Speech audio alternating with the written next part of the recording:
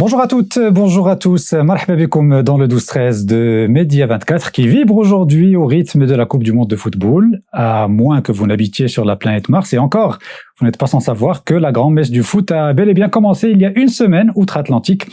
Une 23e édition inédite qui réunit 48 nations réparties dans 3 pays, le Mexique, le Canada et les États-Unis d'Amérique. Et pour le Maroc, cette Coupe du Monde revêt une importance particulière, car les Lions de l'Atlas doivent confirmer sportivement que l'épopée du Qatar en 2022 n'était pas le fruit du hasard. Le Royaume accueillera aussi avec l'Espagne et le Portugal le Mondial 2030. Autrement dit, ce qui se passe aujourd'hui en Amérique du Nord peut déjà nous renseigner sur les défis qui nous attendent demain. Et puis le foot est devenu aujourd'hui l'un des leviers d'influence les plus puissants pour un pays comme le Maroc, et de ce fait, l'équipe nationale et ses supporters sont des VRP de premier choix pour le Royaume.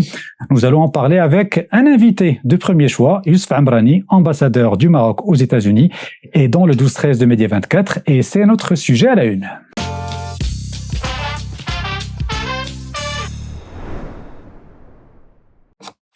Monsieur l'ambassadeur, bonjour, marhaba bik معنا dans le 12-13 de Média 24. Ahlan wa sahlan, je suis d'abord très heureux à partir de Washington de pouvoir interagir avec Casablanca et avec mes amis, notamment c'est Aziz Bousta que je connais depuis longue date. Et Aziz Bousta, effectivement, qui est parmi nous. Salut Aziz. Salut, ça va Adil? Ça va, alhamdoulilah. Saïd Safir, مساء الخير. Ahlan wa sahlan, c'est كيف الحال؟ Bousta. Alhamdulillah, barakallahu fik. كي داير Washington؟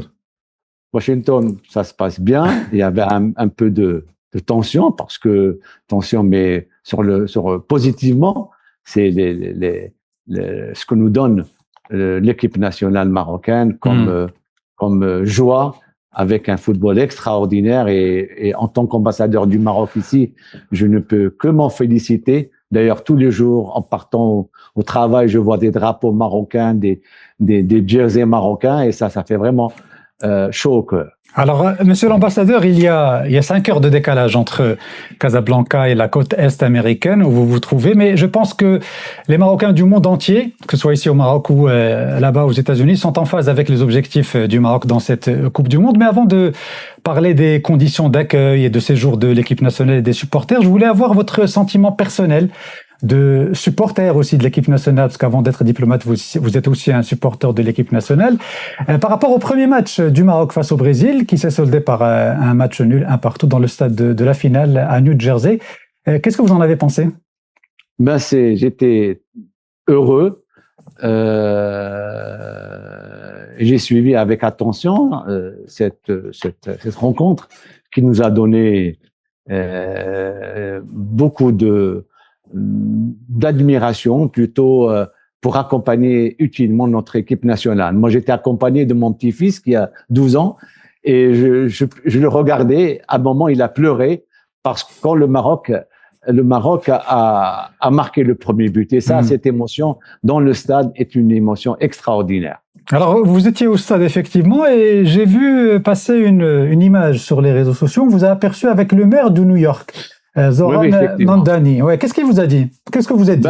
D'abord, je vous dirais pendant tout le match, il était assis à côté. Il encourageait l'équipe du Maroc. Son épouse, qui est d'origine syrienne, portait le maillot du Maroc. Cette image on dit beaucoup sur son amour pour l'équipe marocaine.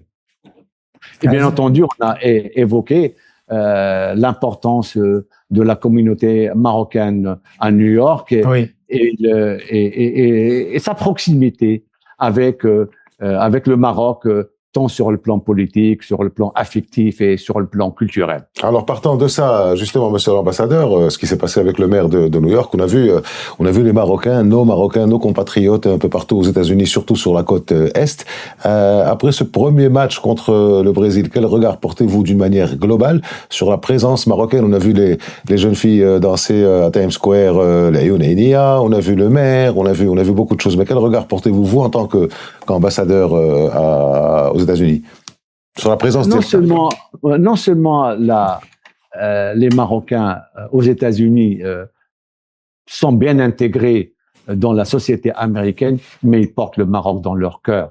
Ils sont intégrés, certes, dans la culture américaine, mais lorsqu'il s'agit du Maroc, ils sont aux premières loges, mettre le jersey marocain, pour accompagner et aussi pour prendre des initiatives aussi bien à Miami qu'à New York en organisant des fan zones. Le Maroc est présent en force dans la joie, dans l'organisation, et les Marocains sont très forts dans ce domaine. Ils savent s'organiser, savent organiser des fan zones, savent encourager l'équipe marocaine. Vous avez vu شحال كاين ديال المغاربه السي العمراني شحال كاين ديال المغاربه في الولايات المتحده بصفه عامه وفي لاكوت est d'une manière plus précise. Il y a à peu près entre 300 000 Marocains. Ils sont pas beaucoup, hein, mais ils sont très influents et dans les secteurs de pointe, dans l'administration, dans la police, dans les finances, dans la restauration, dans les services, ils sont partout présents et ils portent le Maroc dans leur cœur. Leurs enfants parlent marocain, arabe, derija, et donc ils sont vraiment, comme je viens de le dire au départ, intégrés à la société américaine, mais fiers de leur identité marocaine, de leurs valeurs marocaines, de leur culture marocaine. Et ça, c'est quelque chose de très important pour nous. Monsieur l'ambassadeur, chaque Coupe du Monde a son lot de critiques, ça date pas d'aujourd'hui, mais celle-ci est pointée du doigt précisément pour des conditions drastiques d'accès au territoire américain, certaines restrictions de visa pour certains pays, des interrogatoires interminables à l'aéroport, bref. Mais ma question concerne la délégation marocaine. Est-ce que côté marocain, il y a eu des couacs ou des problèmes? Comment s'est déroulé l'accueil, que ce soit de l'équipe nationale ou des supporters? Bien au contraire, bien au contraire. Le Maroc a été très bien accueilli. J'étais moi-même à l'accueil de la délégation marocaine à New Jersey, à Newark, dans un avion de la Royal Air Maroc. Eh ben, toute l'opération a duré 90 minutes entre l'immigration et les autorités américaines ont réservé un accueil des plus chaleureux. D'abord, ils ont mobilisé 2 trailers. C'est-à-dire que tous les joueurs et l'équipe technique marocaine ont suivi les procédures d'immigration au bord de la passerelle dans des camions réservés à cet effet. Et il y avait d'abord une équipe de la presse au bord, à l'aéroport. Donc, un accueil chaleureux, rapide et sans aucun couac. En plus, les conditions de logement de la délégation marocaine sont exceptionnelles. J'ai moi-même visité le camp d'entraînement, des training camps, l'hôtel. Vraiment, on ne peut que être satisfait. Et je dois le dire aussi, et j'ai l'occasion de le dire, la Fédération royale marocaine de football a un dispositif d'accompagnement exceptionnel, d'un staff technique qui veille 24 heures sur 24 sur Raha dial l'équipe nationale et du staff technique. Donc, et bien entendu, le ministère des Affaires étrangères, l'ambassade, a mis également un dispositif d'accompagnement exceptionnel destiné aussi à assurer une présence consulaire visible, réactive et opérationnelle au profit des supporters marocains qui se sont déplacés ici, maintenant à New York et qui continuent à Boston et à Atlanta. Donc, les Marocains ont été accueillis dans des kiosques qui ont été installés à l'aéroport Kennedy et à Newark avec des drapeaux marocains avec des flyers sur comment séjourner aux États-Unis. L'objectif était clair, c'est pour l'ambassade en tout cas permettre aux supporters marocains de voyager, se déplacer. Donc on a préparé des capsules vidéo, assister au match dans les meilleures conditions. Et nous avons, comme je viens de l'expliquer, avec l'aide du ministère des Affaires étrangères, une équipe spécialement qui a été dépêchée sur place dans les principaux centres de mobilisation, comme les gares, comme les aéroports, pour aider et orienter les supporters marocains. Donc, une assistance de proximité et une réaction rapide en cas de besoin est prévue. Alors, هذا السيد سافر هذا الاول ياك ان شاء الله كل شيء غادي بحال هكا sur le même rythme, sur le même tempo. Vous nous avez parlé des Marocains qui habitent aux États-Unis, mais il y a aussi cet engouement des Marocains d'ici, des Marocains du Maroc qui sont partis. Est-ce que vous avez des précisions à nous donner? Première question, et deuxième qui va dans le même sens. Quand le Maroc passera les phases de poule, parce qu'il les passera très certainement, comment est-ce que vous avez prévu le dispositif pour aller dans les autres villes où ça va être plus loin aussi? C'est le même dispositif. Pour le moment, nous avons prévu Atlanta contre Haïti, Boston, et bien sûr, lorsque le Maroc, Inch'Allah, se qualifiera pour les prochaines étapes. Alors, on ne sait pas s'il va jouer aux États-Unis ou au Mexique, mais en tout cas, pour les États-Unis, mes équipes sont mobilisées, soit au niveau du dispositif d'accueil qui a été mis en place avec. Il faut savoir aussi qu'il y a l'arrivée de vols charter en provenance du Maroc. Donc, il fallait réfléchir comment orienter les supporters et faciliter les premières démarches sur place. Tu vois. Alors donc, nous avons des espaces et des relais d'information qui sont installés à proximité des principaux hubs de transport et zones fréquentées par les supporters marocains. Excusez-moi de vous couper, Excellence. Excusez-moi de vous couper. Est-ce qu'il y a un dispositif consulaire qui est prévu pour les vols charters qui arrivent, pour les Marocains qui arrivent du Maroc? Bien sûr. En cas de pépin, en cas de problème. Absolument. Nous avons donc dans chaque ville, il y a un stand du Maroc qui est déjà indiqué, et vous avez vu les différentes capsules vidéos que nous avons publiées. Hier, on a publié la dernière en date, celle de Boston. Donc, il y a, en cas de perte de passeport, nous avons déjà des fonctionnaires sur place pour identifier, donc il y a des moyens de la CIA, de la carte d'identité nationale. Si jamais quelqu'un perd son passeport, on peut lui délivrer un laissez-passer pour retourner au Maroc, et s'il veut attendre un passeport. Donc, l'ensemble des dispositions ont été prises, et je dois le souligner aussi.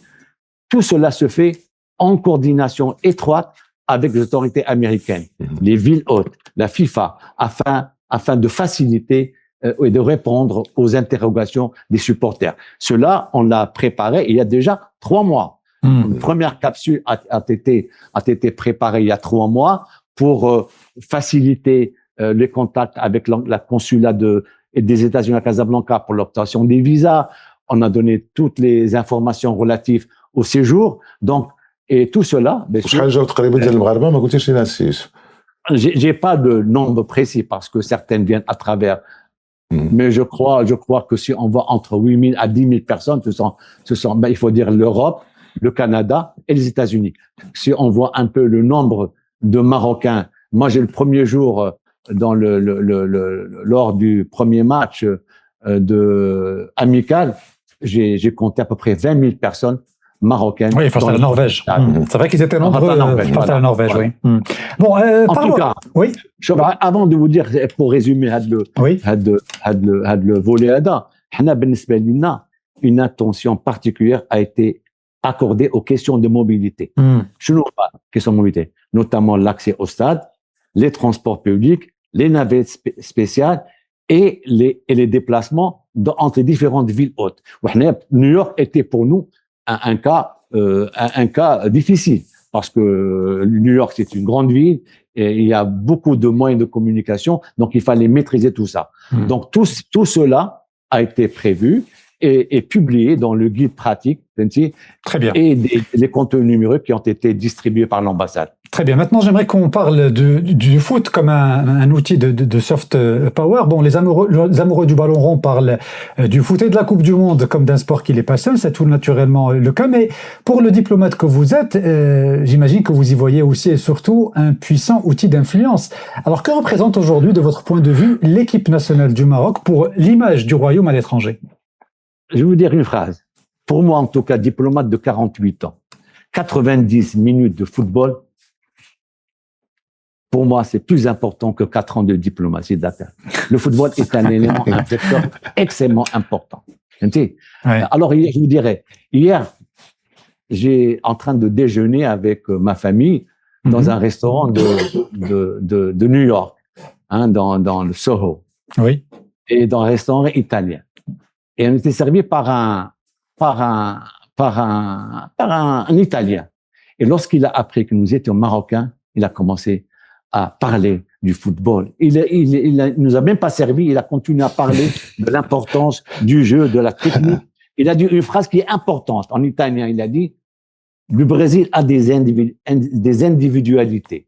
Le Maroc a une équipe cohérente, concertée. Et c'est là, je crois que je partage avec lui, le Maroc aujourd'hui a une équipe qui joue ensemble, qui en concertation totale entre les différentes lignes.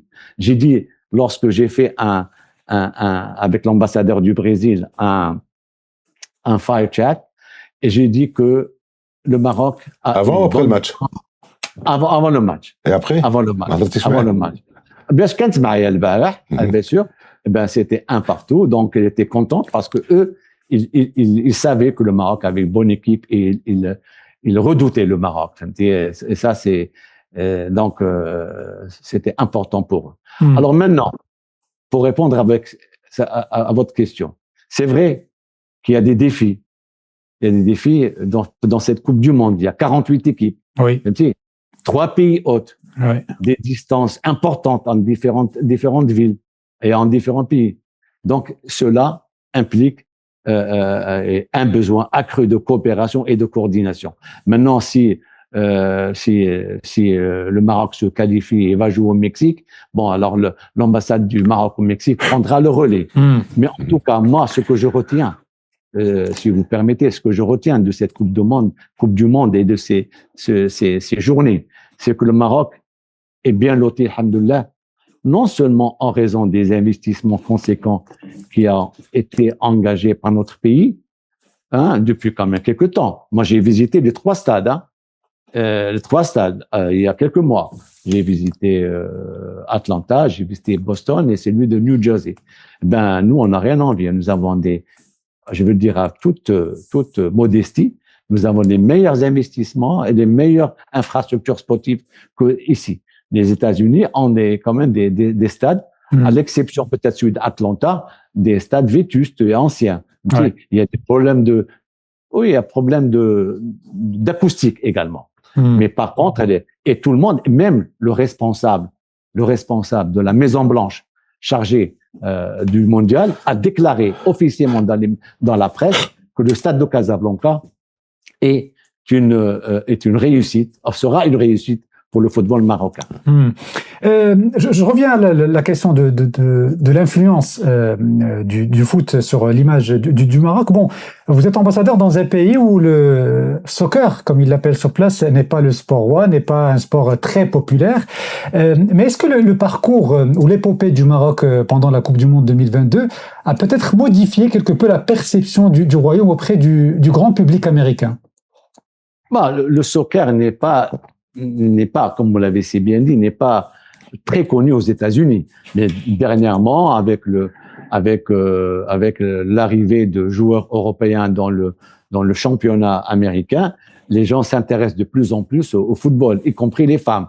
Et c'est le soccer ici, et surtout le basketball. Basketball et le football américain. Ouais. Donc, mais aujourd'hui, il y a une place qui se fait pour le soccer aux États-Unis.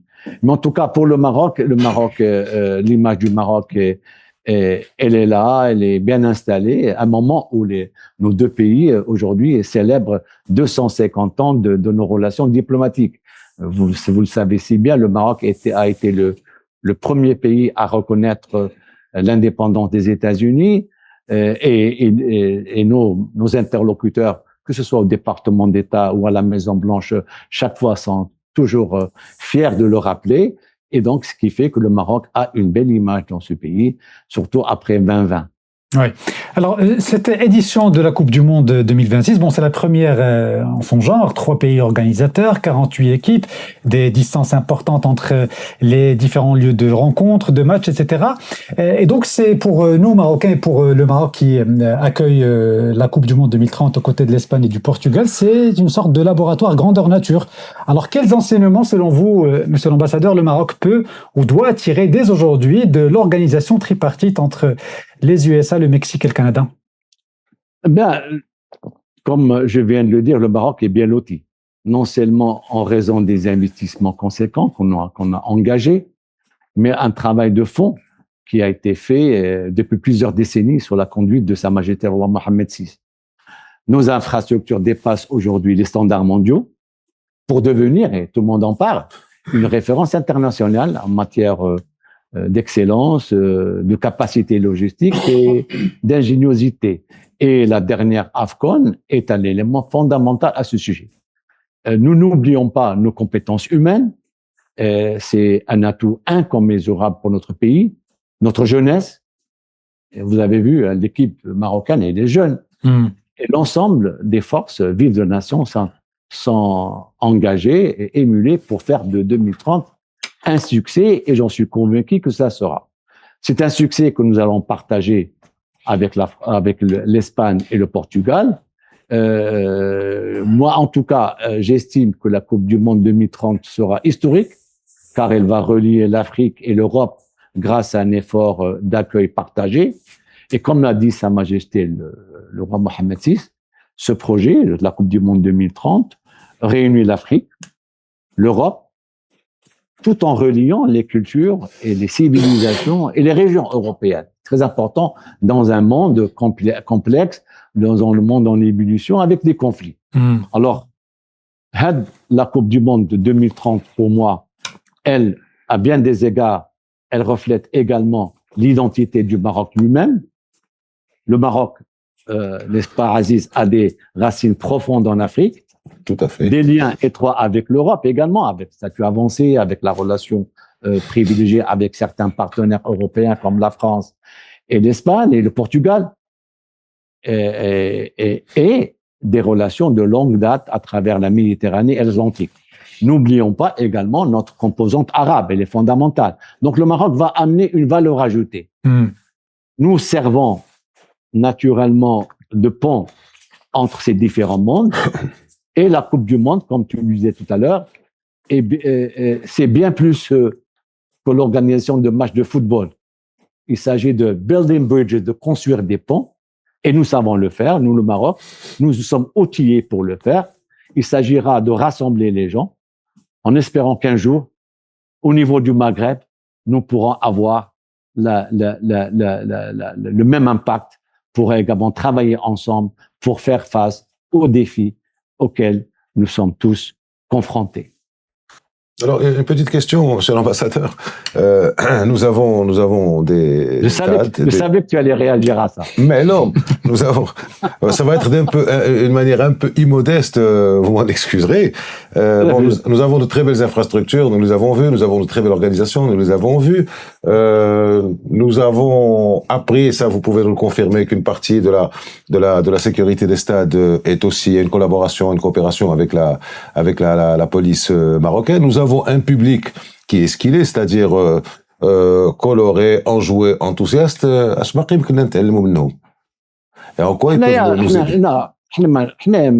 Bon, c'est un dialogue. C'est un dialogue avec nos partenaires, favoriser la compréhension et la connexion humaine. Et je crois que ce qui est important, voilà, pour nous, il s'agit de rassembler les gens, des deux rives de la Méditerranée, et de démontrer, que la coopération reste possible dans un monde qui semble trop souvent fragmenté et divisé. Nous n'avons pas de leçons à donner. On est dans le dialogue, dans le sharing, dans le partage. Donc, il s'agira donc d'encourager le dialogue, la compréhension et la connexion humaine. Et nous sommes déterminés à le faire. Nous sommes outillés aussi. Alors, pour le Maroc, en tout cas, le sport, le football, cette coopération n'est pas uniquement une question d'influence. Il s'agit également, et ça nous avons toujours démontré avec nos partenaires africains, en Méditerranée, en Europe, il s'agit également de solidarité, de partenariat. Et ce qui compte le plus, en fin de compte, c'est le développement partagé. C'est Aziz, mais le développement partagé, la coopération mutuelle, sur la base, bien entendu, des valeurs communes, sur la base d'une prospérité partagée. Parce que ce qui compte, en fin de compte, pour tout l'ensemble des pays du monde aujourd'hui, c'est combien d'emplois on va créer et combien de croissance on va réaliser. C'est ça ce qui est important. Et le sport, il contribue à tout cela. Le Maroc, en tout cas pour sa part, a donné à la diplomatie sportive une nouvelle impulsion. C'est un élément fondamental en politique étrangère, un horizon plus large et une nouvelle ambition également, celle d'une nation africaine du Sud qui entre sur la scène mondiale de la diplomatie sportive par la grande porte d'entrée. On n'a rien. Vous avez vu, il y a 2 jours, enfin, c'est avant-hier, oui, on a joué comme des grands, sans complexe, devant un public qui était beaucoup plus brésilien que marocain. Oui. Pardon, monsieur l'ambassadeur, je vous coupe parce que effectivement vous aviez eu la chance de suivre ce match depuis le stade. Tous les Marocains ont découvert un jeune talent qui s'appelle Ayoub Bouadi. Il a 18 ans. Oui. Il a crevé l'écran. Il a fait un match taille patron. À 18 ans, c'était le leader technique sur le terrain. Moi, je voulais savoir de votre perspective à vous sur place, comment vous avez vécu son match et est-ce que c'était peut-être beaucoup plus impressionnant vu du stade? Oui. Nous l'avons vécu avec beaucoup de passion et on se parlait entre nous. Moi, j'avais à côté les 2 gouverneurs d'Ave Momdani et le gouverneur de New Jersey et de New York. Alors, who is this guy? Qui est ce garçon-là? Who is this guy? This guy is a new one. He just came. Alors, nous avons d'autres. Parce que le Maroc, il a fait son travail, un travail acharné, certes, mais avec une confiance, une crédibilité et une vision. Et la vision, c'était de travailler et de dénicher les talents. Et cela, parce qu'il y avait derrière ça un leadership, il y avait une vision, c'est le signal d'un saut, parce que c'est très important. Dès le départ, beaucoup de gens ne comprenaient pas l'importance, mais la vision était claire. Il fallait construire des stades, il fallait construire des stades, de petits stades de proximité dans les quartiers. C'était il y a une vingtaine d'années. Et investir dans le capital humain surtout. Alors, dernière question, monsieur l'ambassadeur, si vous voulez bien. Vous avez dit tout à l'heure que, vous l'avez dit, c'est très important que ça vienne dans votre bouche. 90 minutes de foot, c'est, on va dire quelques années de diplomatie. Moi, ça fait très longtemps que j'ai pas été aux États-Unis, mais quand j'avais été, le Maroc n'était pas connu. Vous connaissez bien Monaco. Est-ce que maintenant, avec les différentes 90 minutes de foot qu'il y a eu, mais il n'y a pas que le foot, il y a aussi l'OTAN, il y a la diplomatie, il y a la politique, il y a un certain nombre de choses. Est-ce que maintenant, le Marocain, quand on dit Maroc aux États-Unis, un peu partout, est-ce que vous avez le sentiment que ça a un peu changé, qu'ils connaissent un peu ce pays ou est toujours la même chose? Moi, j'ai travaillé sur, les 20 dernières années sur le dossier Maroc-États-Unis, différentes capacités de DG, de ministre, de secrétaire général. Le Maroc est un partenaire écouté aux États-Unis. Il est respecté parce qu'il est engagé et il respecte ses engagements. Que ce soit dans la lutte contre le terrorisme. Et maintenant, nous avons des instruments importants de coopération. Nous avons 20 ans de FTA, c'est très important. Nous avons d'autres instruments sur African Lion. Nous avons une proximité de travail avec le Congrès américain dans ces 2 chambres. Nous avons une diplomatie active, celle de Sa Majesté, celle de Sa Majesté. Moi, en tout cas, je peux parler de mes diplomates, des jeunes engagés qui travaillent pour l'intérêt de notre pays, qui sont toujours c'est des militants qui expliquent chaque jour au Congrès, au Sénat et ailleurs le travail qu'on fait, parce que nous avons une feuille de route qui est claire, qui a été dressé au plus haut niveau pour faire de la relation avec les États-Unis un levier important de notre politique étrangère. Et nous allons conclure là-dessus. Merci infiniment, monsieur l'ambassadeur du Maroc aux États-Unis, Islam Raïd, d'avoir répondu favorablement à notre invitation. Et je vous dis à très bientôt, parce que si, comme je l'espère, le Maroc fait tout aussi bien, si ce n'est mieux, que pendant la Coupe du Monde 2022, vous nous faites la promesse de nous revenir nous voir dans le 12-13 de Média 24 pour en parler. D'accord? Avant et après la finale. Amen. Merci, monsieur l'ambassadeur. Merci pour la finale. Hein. Pour la finale, Inch'Allah. Inch'Allah. Merci, monsieur l'ambassadeur. On vous retrouve prochainement, Inch'Allah, dans le 12-13 de Média 24. Et l'émission d'aujourd'hui se poursuit. On se retrouve juste après cette petite pause. À tout de suite.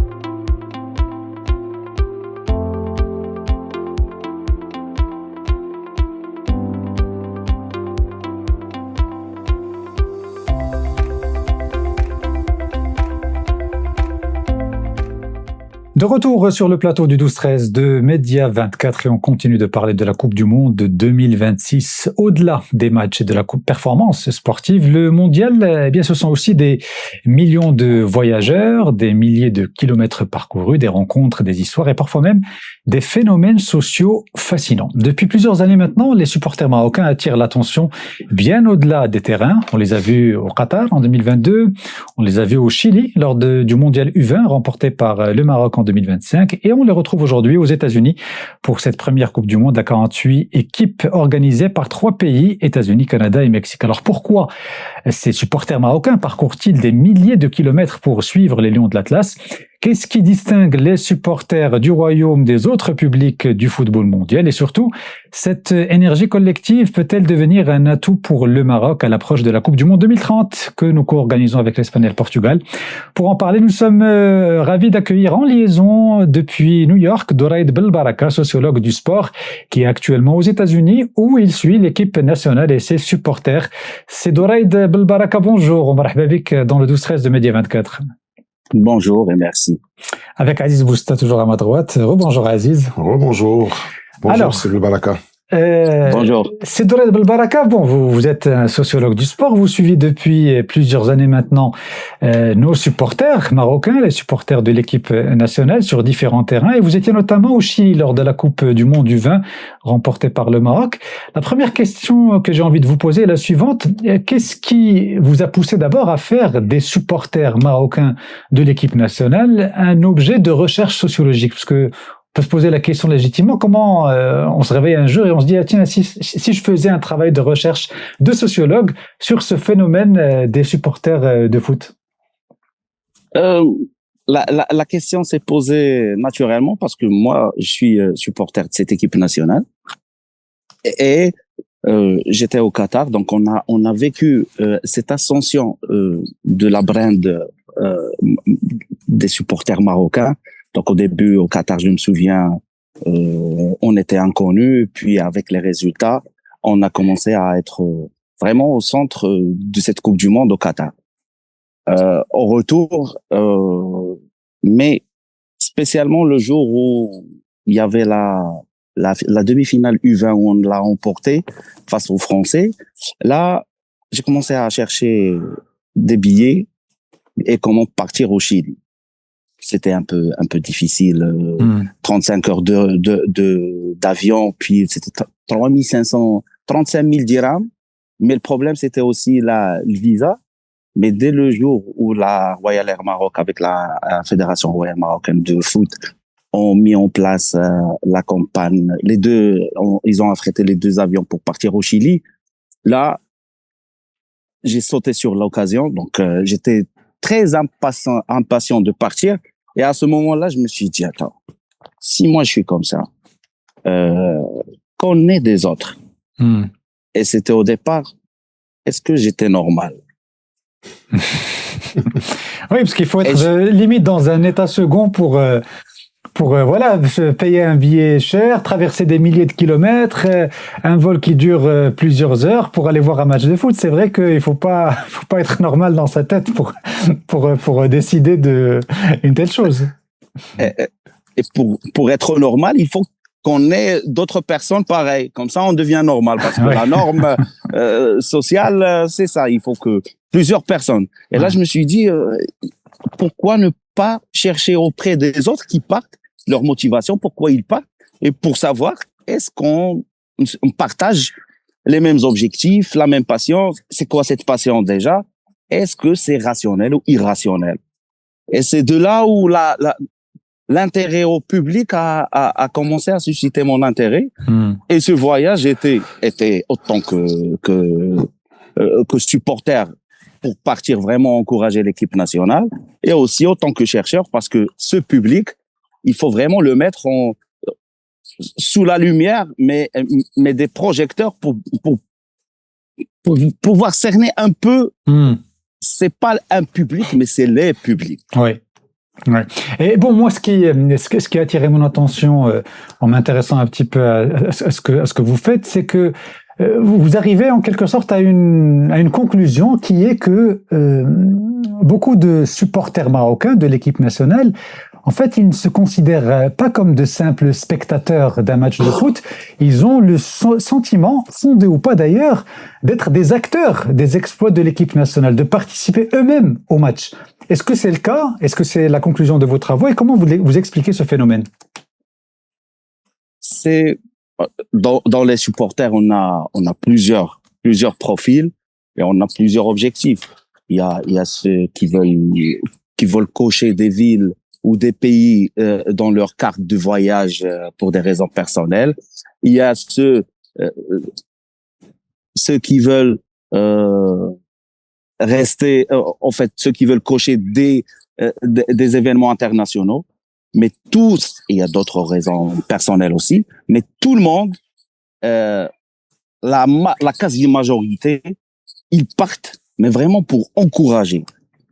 Au départ au Chili, la majorité des personnes me disaient, alors que c'était des U20, on a joué au Chili, on était plus nombreux que les Argentins, alors que c'est les voisins du Chili, ils pouvaient juste traverser à pied.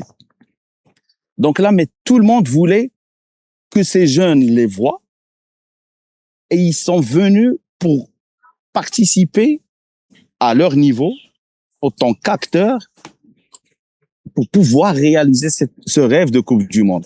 Donc eux, tout le monde était vraiment focus sur l'encouragement. D'ailleurs, lors de l'aller en avion, mais personne ne chantait, tout le monde était au repos. Oui, ils se préservaient pour le match. Ils se préservaient pour le match, alors que j'avais fait l'aller pour le Qatar, c'était 3 jours avant, ça n'a pas arrêté de chanter. C'est Baraka. Je voulais vous poser une question sur, bon, c'est pas la première fois que l'équipe nationale joue, ce n'est pas la première fois qu'elle joue à l'extérieur ou à l'intérieur des frontières. Est-ce qu'il y a une différence entre les supporters d'aujourd'hui et les supporters d'il y a 10 ans, 15 ans, 20 ans? Quelle différence voyez-vous au-delà du fait de traverser les frontières? C'est-à-dire, je parle des supporters marocains ici au Maroc. Est-ce qu'il y a une différence entre ce que nous avons vu pendant la CAN et les supporters qui avaient, allez, on va dire la CAN d'il y a 30 ans? Déjà, le sport et l'image du sport a changé. Déjà, la place de l'économie de sport, elle a pris de l'ampleur dans le PIB mondial.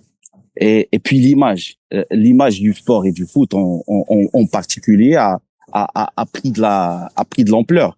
On parle pas de ceux qui se déplacent, parlons que de ceux qui remplissent les cafés. Et qui sont ces gens, qui sont leur genre. Ça a changé. Donc déjà au niveau des féminines, elles sont présentes, mais de manière très très importante dans des cafés au Maroc, dans les terrains. Et là, on les rencontre aussi dans les déplacements. Ce qui a changé, c'est le résultat, parce que le sport, il est, et là on parle du sport de haut niveau, il est vraiment corrélé au résultat.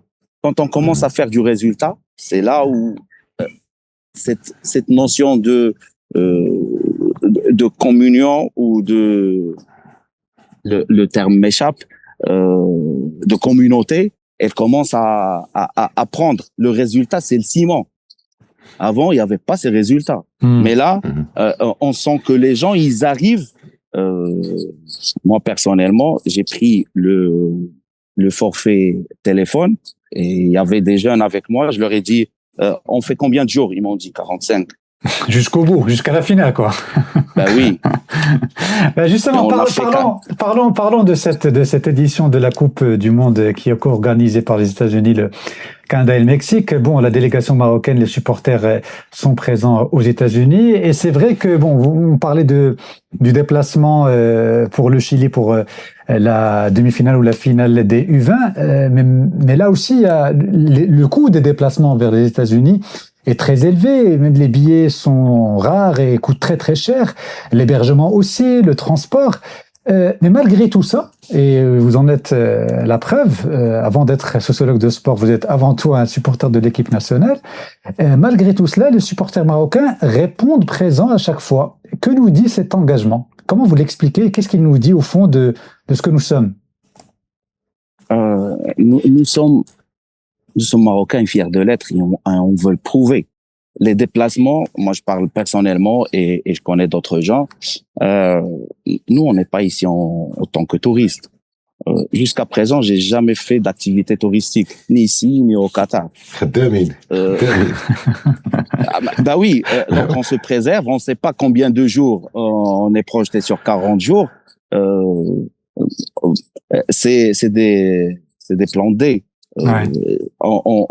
C'est des amis et puis la diaspora quand elle nous retrouve, il y a tout à l'heure en venant parce qu'on était habillés en tenue, un responsable d'un supermarché nous a dit Imam Gharib, venez, il nous a pris le petit déj, est-ce que vous avez besoin d'où habiter? Moi j'ai fait des posts sur Facebook, il y a des amis que j'ai pas vus depuis le primaire. Ouais. Ils m'ont contacté à Boston, venez habiter chez nous. Donc on n'est pas ici en tant que touriste, on veut profiter de l'occasion pour vraiment faire une pierre deux coups. Mais non, le billet d'avion et les prix et les tickets de match, ça c'est des sacrifices. Je me mets pas dans un café, donc nos dépenses dans notre vie normale, courante, elles sont très minimes. Parce que il y a mon épouse qui me dit mais toi tu dépenses rien, mais quand tu dépenses là c'est des dizaines de milliers. C'est pour la bonne cause. C'est pour la bonne cause. Mais oui, ça c'est des choses qui se préparent, mais vraiment pendant 4 ans. Sib El Baraka, alors qu'il y a une autre question sur les supporters. Il y a trois types de supporters, je parle sous votre contrôle. Il y a les supporters comme vous, marocains à l'étranger pour supporter l'équipe nationale. Et puis il y a les supporters qui font partie de la communauté des Marocains résidant dans le monde. Et puis il y a une troisième communauté de supporters, les supporters locaux des équipes nationales, du championnat, du Botola. Quelle est la différence sociologique entre ces trois groupes? Là, franchement, je peux pas répondre. C'est pas que je veux pas, c'est que je sais qu'il y a pas mal de sociologues qui ont fait des recherches sur les ultras, d'ailleurs que j'ai pas lu, j'ai pas lu l'intégralité de leurs travaux. Je pourrais pas comparer parce que partir sur ce stade là c'est une étude à faire. Qui nécessitera beaucoup de temps et beaucoup d'engagement. On les voit ici. On voit des jeunes qui sont ou qui étaient ultras d'autres équipes. D'ailleurs, les deux groupes des supporters marocains, on voit ça. Mais c'est des approches différentes. Mais scientifiquement, j'ai pas les éléments pour pouvoir répondre. Franchement, elle est très grande, cette question. C'est vrai. Baraka, moi j'ai une question à vous poser. Elle concerne justement un projet sur lequel vous travaillez actuellement, j'imagine, et c'est très intéressant puisque vous travaillez aujourd'hui sur une idée très simple, mais très ambitieuse, qui est de faire des supporters marocains qui se déplacent pour soutenir l'équipe nationale là où elle va, comme des ambassadeurs du royaume avant la Coupe du Monde 2030 que nous co-organiserons, Inch'Allah, avec l'Espagne et le Portugal. Est-ce que vous pouvez nous en dire un peu plus et comment est née cette idée et quel en est l'objectif concret? Comment ça va se faire? Cette idée, c'est on habite dans un royaume, on est tous des acteurs dans ce royaume et chacun doit faire ce qu'il peut. Donc, il y a cet investissement dans l'infrastructure sportive, hôtelière, autoroute et j'en passe. Donc, qu'est-ce que je peux faire pour pouvoir optimiser ces dépenses ou optimiser ces investissements?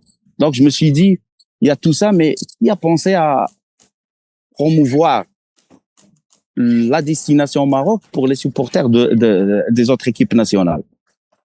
Et comment on pourra le faire? Donc déjà, il faut les étudier, il faut les connaître, il faut rentrer en contact avec eux. Et tout ça, on n'a pas besoin de langue, on a besoin de passion. Donc on partage la même passion. Donc moi, dans un drapeau que j'ai, qui est rentré avec moi dans tous les matchs auxquels j'ai assisté durant les différentes Coupes du Monde, donc j'ai mis, et ça c'est une culture chez les supporters internationaux, ils mettent tous les matchs où ils sont rentrés dans leur drapeau. Ouais. Moi, j'ai mis toute une bâche où j'ai mis tout ça. Et entre-temps, j'ai dit, j'invite les gens pour venir. Et comment? C'est que, on va parler du match du Brésil. Il y avait 26 joueurs. Vous étiez au stade? Venir ici et ne pas être au stade. Je sais pas, je me dis peut-être que le billet était trop cher et qu'il n'a pas pu y aller. Non, mais pourquoi je vous pose la question? Parce que c'est ça la même question que j'ai posée à monsieur l'ambassadeur du Maroc aux États-Unis, c'est Youssef Amrani. On a été ébloui par un jeune en particulier. C'est Ayoub Bouadi, qui était le véritable patron sur le terrain. Et je voulais avoir également votre sentiment, vous qui étiez sur place. Est-ce que c'était tout aussi impressionnant vu du stade? Premier match de ma vie de l'équipe nationale où j'ai été serein grâce à ce jeune. Ouais. Il nous a transmis mais une garantie et un état d'esprit serein. Il nous l'a transmis dans les gradins. Tabarakallah, masha'Allah, à 18 ans, hein, à 18 ans. On voit pas 18 ans, on voit un maître. On voit un trentenaire qui fonctionne comme. Tu vois pourquoi je ne suis pas inquiet pour la suite. Oui, Inch'Allah. Si le Baraka vient de donner la réponse. Si le Baraka, je voudrais vous demander, bon, on prépare, je vous apprends rien, on prépare le mondial 2030, et on dit en général, quand on prépare un mondial, c'est les stades, c'est les infrastructures, c'est les hôtels, c'est les hôpitaux, etc. Mais vous expliquez que nous avons un avantage comparatif ailleurs. Il est où cet avantage? C'est ça. Donc, ça rejoint la première question. Donc, j'ai pas terminé de répondre. C'est que dans le terrain du Brésil, il y avait 26 joueurs contre 26 joueurs avec le staff. Avec le staff, on va dire 50 personnes avec les responsables de la fédération. Mais il y avait 60 000 Brésiliens face à 20 000 Marocains. Et c'est le pouvoir de ces 20 000 à la sortie et vraiment pendant le match. Les Marocains, ils ont imposé le respect aux supporters brésiliens. Là, après le match, mais c'est un respect. Ils nous regardent, mais d'une manière très respectueuse. Et utiliser cette image. Donc là, moi, je leur dis, et j'ai commencé à faire des entretiens avec les différents publics, parlons des Brésiliens. Donc, tous les Brésiliens auxquels je pose la question pour la Coupe du Monde, où est-ce que vous allez vous baser? Tout le monde me dit, au Portugal. Et pour une seule raison. En fait, il y a deux raisons. La langue. Mais la raison majeure, c'est la langue. Et là, je leur dis, mais ici, aux USA, est-ce que vous parlez portugais? Ils me disent, mais nous, on se déplace ensemble. Et là, je leur ai dit, et ce public que vous avez vu, il est impressionnant. Mais venez vivre avec eux et vous allez savoir comment eux, ils vivent. Eux, ils parlent hospitalité. Vous n'aurez même pas besoin de parler portugais. Et là, les gens, ils commencent à se dire oui. Et la deuxième question est, est-ce que vous connaissez un peu le Maroc? Ils n'ont aucune idée du Maroc. Donc, eux, le choix, il va être facile parce que cette Coupe du Monde, on l'organise avec deux pays voisins. C'est une opportunité, mais aussi c'est une menace. Parce que le public, il va se baser dans un point partir regarder le match et revenir. Parce que tout le monde a le souci des dépenses.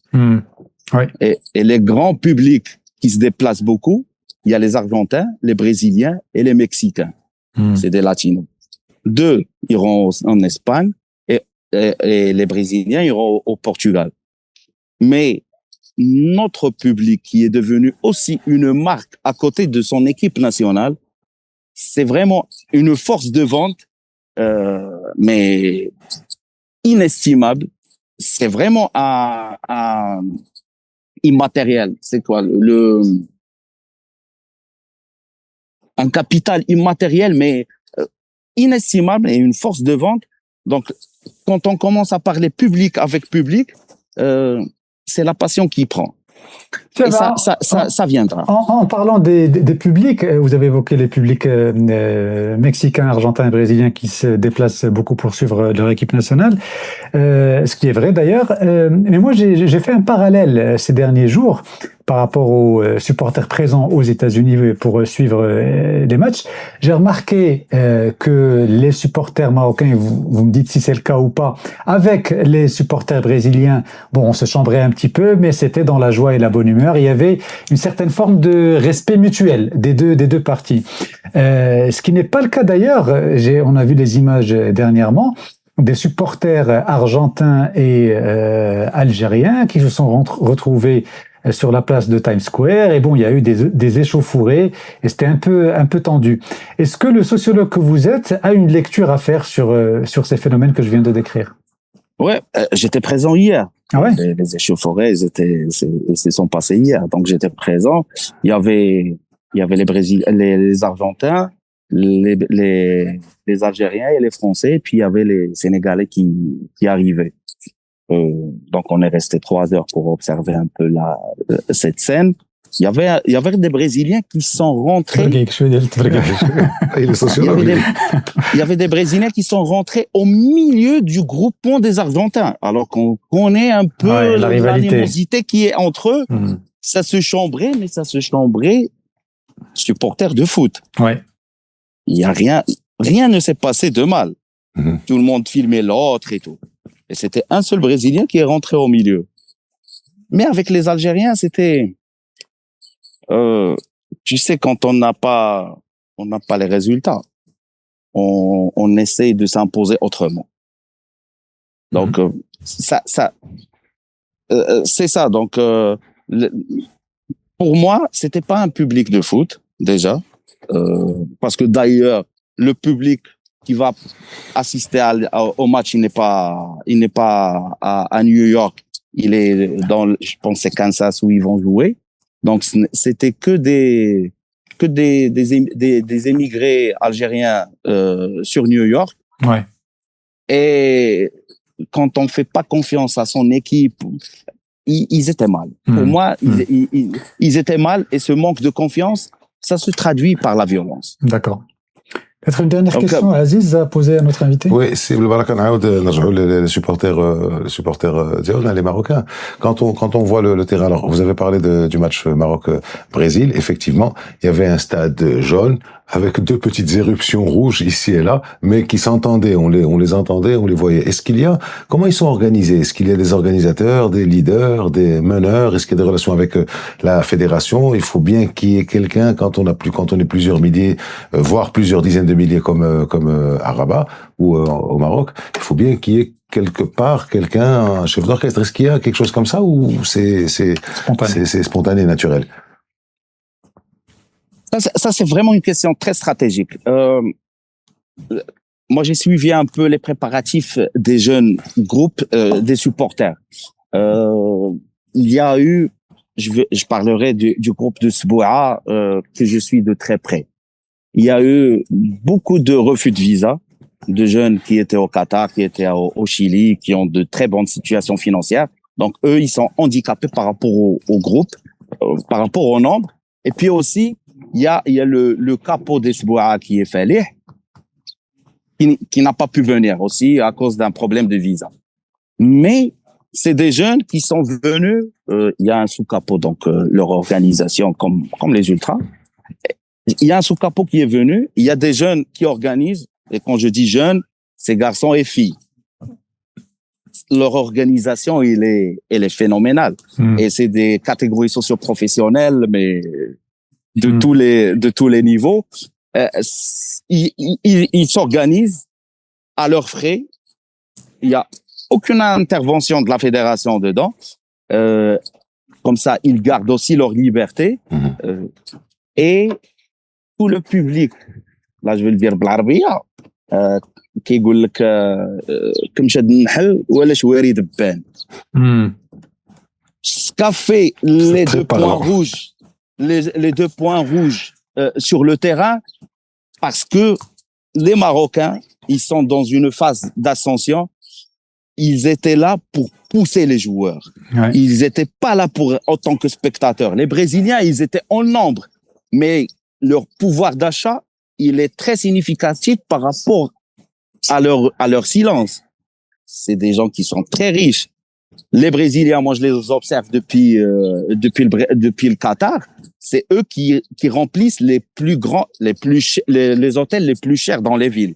Donc, quand ils s'assoient, quand on pose à côté d'eux un Marocain qui a fait beaucoup de sacrifices financiers, il est là pour avoir son résultat. Ouais. Il n'est pas là pour dire j'étais présent. Donc, l'organisation, c'est une très belle. On va pas dire que c'est pas une organisation, parce que les groupes de supporters, les ultras, eux, c'est de l'anarchie, mais c'est une anarchie organisée. Là, c'est de l'organisation organisée, mais vraiment stratégique, avec des plans d'action étalés sur plusieurs événements. Eux, ils parlent pas que de la Coupe du Monde ou la Coupe d'Afrique qui s'est passée au Maroc, mais ils sont dans la Coupe d'Afrique prochaine, puis dans la Coupe du Monde 2030. C'est vraiment une organisation à prendre en considération.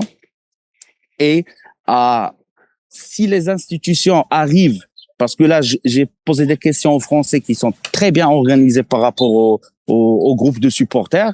Donc, j'essaie un peu de faire du benchmark avec ce qui se passe.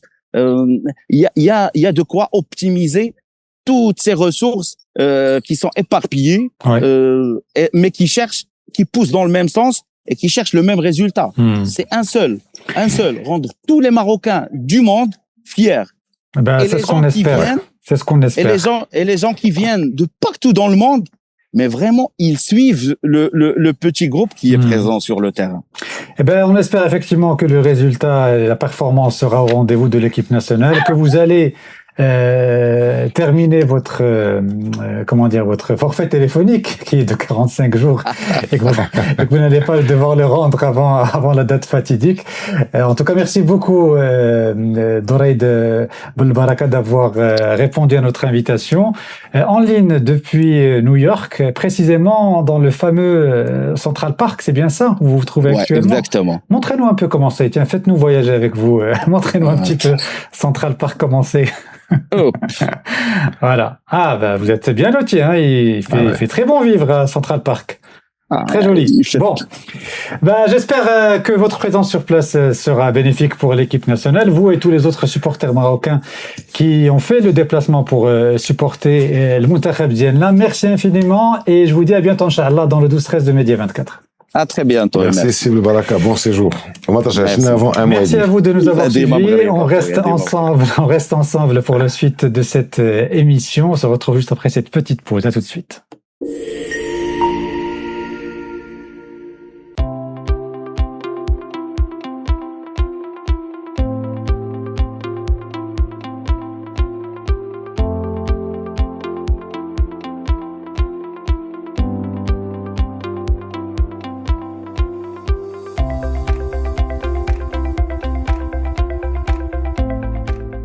Peut-on être empêché de vendre un produit alors même que l'on remplit toutes les conditions pour le commercialiser? La question peut vous sembler étonnante, pourtant elle est au cœur d'un dossier qui agite actuellement le marché marocain des cosmétiques de luxe. Saisi par un acteur du secteur, le Conseil de la concurrence a ouvert une procédure après avoir identifié plusieurs préoccupations concurrentielles, risque de discrimination entre détaillants, ventes liées, rétention de produits stratégiques, échange d'informations sensibles et même des mécanismes pouvant s'apparenter à une forme de police des prix. Au-delà d'un différend commercial, cette affaire pose une question plus large.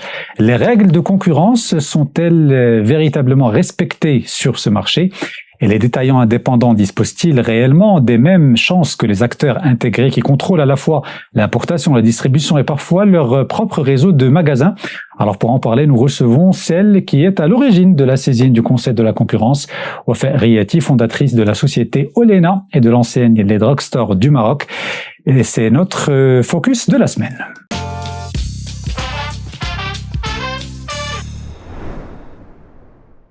Madame Riati, bonjour. Marhaba bik معنا dans le 12-13 de Média 24. Bonjour Adil, merci beaucoup de votre invitation. Marhaba, Aziz Boustet à ma droite. Bonjour Aziz. Bonjour madame. Bonjour. Ça va? Ça va, merci beaucoup. Alors comme je l'ai dit en introduction, Wafa Riati, vous êtes à l'origine de cette saisine qui a conduit à l'ouverture donc de cette procédure du Conseil de la concurrence. Deux questions en une pour commencer. D'abord, qu'est-ce qui vous a poussé à enclencher cette procédure et saisir le Conseil de la concurrence? Et qu'est-ce que vous reprochez précisément aux opérateurs incriminés, entre guillemets? Alors, en fait, ce qui m'a incité à contacter le Conseil de la concurrence, c'est que j'ai créé une entreprise qui, en fait, est une enseigne qui distribue des produits de beauté, d'hygiène, de santé. Et en fait, l'objectif, c'était d'avoir un achalandage très, très large, c'est-à-dire des gammes de produits de différentes marques, de différentes catégories, à différents prix, réunis dans un seul et même espace qui soit situé à proximité de nos clients, etc. Et donc, j'ai été amenée à contacter les importateurs, les fabricants, etc. En tout cas, toutes les entreprises qui commercialisent des produits de beauté, d'hygiène, de santé. Et j'ai fait face à des difficultés. C'est-à-dire qu'à un moment donné, lorsque je me suis tournée vers le marché du luxe, c'est-à-dire tout ce qui est parfum, tout ce qui est hygiène, soins du visage, etc., j'ai été confrontée à des refus de vente. C'est-à-dire, j'ai été confrontée, alors, pas nécessairement de manière frontale, c'est-à-dire on va davantage ne pas répondre ou demander des choses, enfin avoir des critères de sélection très spécifiques. Mais en réalité, en fait, ça, avant de contacter le Conseil de la concurrence, j'ai mis un certain temps. Hein, j'ai mis quand même 3 ans à essayer, c'est-à-dire à essayer d'acheter ces produits pour les mettre à la disposition des Marocains. Et en fait, je n'ai pas réussi. Donc, c'est face à cette situation que, évidemment, en tant qu'entrepreneur indépendant, on n'a pas un groupe derrière, on n'a pas de moyens d'obtenir les choses, si ce n'est finalement d'aller chercher des moyens légaux et dont cette procédure au niveau du Conseil de la concurrence. Donc c'était pas une tracasserie due à une opération d'importation, là c'est un achat au local. Ah oui, tout à fait. Là, on parle d'achat au local. C'est-à-dire là, c'est juste entre acteurs marocains qui travaillent sur un secteur d'activité que le marché de la beauté. Et effectivement, j'ai été confrontée à cette difficulté-là. Il y a combien d'importateurs marocains de ces produits de cosmétiques de luxe au Maroc? Alors, en réalité, il y en a 3 principaux. C'est-à-dire qu'il y en a 3 qui représentent plus de 85% du marché. D'accord. Donc, ils sont incontournables. D'accord. Et à quel moment vous vous êtes rendu compte, effectivement, que vous n'arrivez pas à acheter ces produits parce qu'il y a un problème? À quel moment vous avez compris le mécanisme qui vous empêche, vous, en tant que distributeur indépendant, d'avoir accès à ces produits? Eh ben, par exemple, on a au départ été en contact avec des commerciaux qui sont venus nous voir, qui ont trouvé les magasins très intéressants, qui ont considéré qu'on avait tous les critères pour pouvoir acheter ces produits. Donc, on a avancé, on a placé des commandes, etc., etc. Puis, à un moment donné, ça répondait plus au téléphone. Donc, à un moment donné, on n'avait plus de répondants. Et effectivement, malgré toutes les relances, malgré les appels, malgré les écrits, etc., nous n'avions pas de retour. Et effectivement, on a eu à faire un certain nombre de réunions, mais on nous disait non. Au départ, c'était on répondait pas, puis après les réunions, c'était on a mis en place des critères. Ça, c'était après déjà l'intervention du Conseil de la concurrence. Donc, quand on a su que j'avais, on va dire, entamé des démarches auprès du Conseil de la concurrence, donc on a mis en place un certain nombre de critères, mais les critères étaient juste impossibles à réaliser. C'est-à-dire que on demandait demander parfois un paiement par avance sur plusieurs millions de dirhams, sur la totalité de la gamme, à des quantités définies par eux, enfin bref, à des niveaux de prix définis par eux. C'est-à-dire qu'il n'y a aucun pouvoir de négociation, il n'y a aucune capacité à avoir quelque chose de possible, d'envisageable pour pouvoir avancer. Donc, vous avez combien de magasins aujourd'hui, on a 16 magasins. À l'époque où... alors, à ce moment-là, on a commencé par un magasin, puis au moment des discussions, 3, puis 6. Aujourd'hui, on a 16 magasins. Et aujourd'hui, on n'a toujours pas un certain nombre de produits. C'était pas une affaire commerciale ou la concurrentielle, enfin pour lutter contre une forme de concurrence, parce que quand vous avez 5 ou 6 ou 7 magasins, vous avez une taille quand même peut-être critique, peut-être pas, j'en sais rien, mais peut-être de la part des importateurs, c'est une crainte de nourrir un concurrent potentiel qui prendrait de grosses parts de marché. Ah oui, tout à fait. Ça, tout à fait. C'est légitime, ça, non? Non, mais justement, la question, parce que j'ai une sous-question à la tienne. D'aucuns vous diront que, bon, ce sont des importateurs et des opérateurs qui n'ont pas envie de vous vendre ces produits. Pourquoi ils n'ont pas droit, de votre point de vue, de ne pas vous vendre ces produits en question? Parce que le marché est libre, c'est-à-dire que le jeu de la concurrence doit se jouer de manière libre et de manière, on va dire, totalement indépendante et juste. C'est-à-dire que vous êtes un nouvel acteur qui arrive sur le marché. Si vous répondez à un certain nombre de critères qui sont les mêmes pour tout le monde, normalement, vous devez avoir la possibilité d'acheter ces produits. Sinon, vous êtes dans un marché fermé. Et quand on parle de marché fermé, c'est-à-dire qu'à partir de là, tout est possible. On peut appliquer les prix que l'on veut, on peut vendre à qui on veut, etc., etc. Et ça ne joue pas le libre jeu de la concurrence. Vous faites bien justement de parler de la question des prix et du jeu de la concurrence, parce que ce qui est intéressant dans cette affaire, c'est que les investigations préliminaires menées par le Conseil de la concurrence vont en quelque sorte dans votre sens. Le Conseil évoque notamment des risques de discrimination entre détaillants, des ventes-liées, des risques de verrouillage du marché que vous évoquez à l'instant, et puis des mécanismes qui peuvent s'apparenter, alors le Conseil ne l'affirme pas, mais qui peuvent s'apparenter à une police des prix. Moi, quand j'entends police des prix, j'entends entente sur les prix pratiqués entre les différents opérateurs. Lorsque vous avez découvert ces conclusions du Conseil de la concurrence, est-ce que vous étiez soulagé, surprise par l'ampleur peut-être des termes employés par le Conseil, ou est-ce que vous vous y attendiez? En fait, je m'y attendais parce que c'est tout à fait ça. C'est tout à fait la pratique du marché. C'est-à-dire, on parlait de 3 intervenants majeurs. Ces 3 intervenants majeurs ont la maîtrise de leur catalogue, ont la maîtrise de leur prix, ont la maîtrise même des réseaux de distribution. Et en fait, même ce qu'on me disait au départ, c'est pour avoir telle marque, il faut avoir les autres marques. Et en fait, on faisait un petit jeu entre, c'est-à-dire on vous disait, vous travaillez avec l'intervenant B et l'intervenant C. Ah non, pas encore. Ah ben dans ce cas-là, on peut pas vous donner. D'accord. Donc finalement, c'est comme ça qu'ils maîtrisent le marché. Et en fait, ce qu'il faut comprendre, c'est ce que vous disiez tout à l'heure, c'est que, en tout cas, 2 de ces opérateurs ont des entreprises sœurs qui sont nos concurrents directs sur ce marché. Des filiales. Alors, je sais pas si ce sont des filiales, mais en tout cas, ce sont les mêmes actionnaires. D'accord. Je connais pas le détail juridique, mais ce sont les mêmes actionnaires. Et donc, ces entreprises sœurs sont des enseignes de beauté, mais qui opèrent uniquement dans le secteur du luxe. Donc, évidemment, quand ils viennent arriver à un drugstore qui est à proximité d'eux et qui offre une gamme beaucoup plus large, donc qui est susceptible d'attirer une clientèle beaucoup plus importante, mais qui commercialise également leurs produits, ils ont peur que justement cette clientèle vienne vers nous plutôt que vers eux. Ouais. Donc, c'est ça leur crainte. En fait, c'est toute la difficulté. Mais en réalité, moi, ce que je pense, c'est que, au contraire, quand vous êtes dans un marché où le jeu de la concurrence est libre, au contraire, c'est comment dire, ça crée plus d'opportunités d'exposer des marques, de montrer des produits.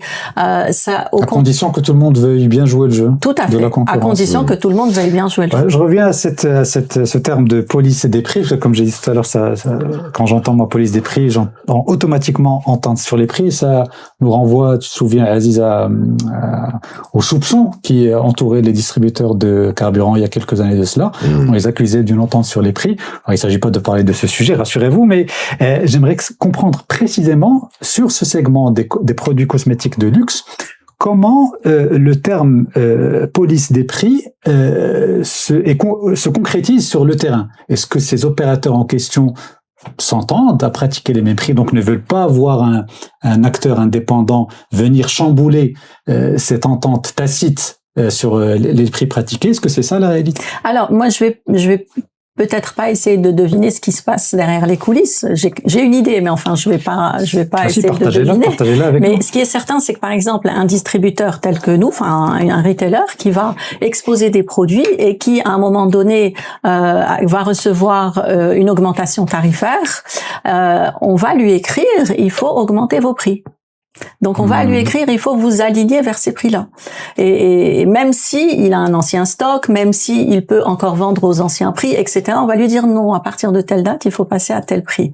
Donc ça veut bien dire que il y a des prix qui sont définis. Or là aussi, normalement, le jeu de la concurrence veut que ce soit le détaillant qui applique les prix qu'il souhaite, sous réserve de ne pas vendre en dessous du prix d'achat. Mais en dehors de cette limitation-là, normalement, on a la liberté de mettre des promotions, par exemple, qui sont favorables pour le client final. Ben, dans ce marché-là, on ne peut pas. Parce que dans ce marché-là, si vous prenez le risque de faire des promotions qui ne sont pas entre guillemets consenties par le distributeur, ben on vous retire la marque tout simplement, ou bien on va ne pas vous donner un certain nombre de produits.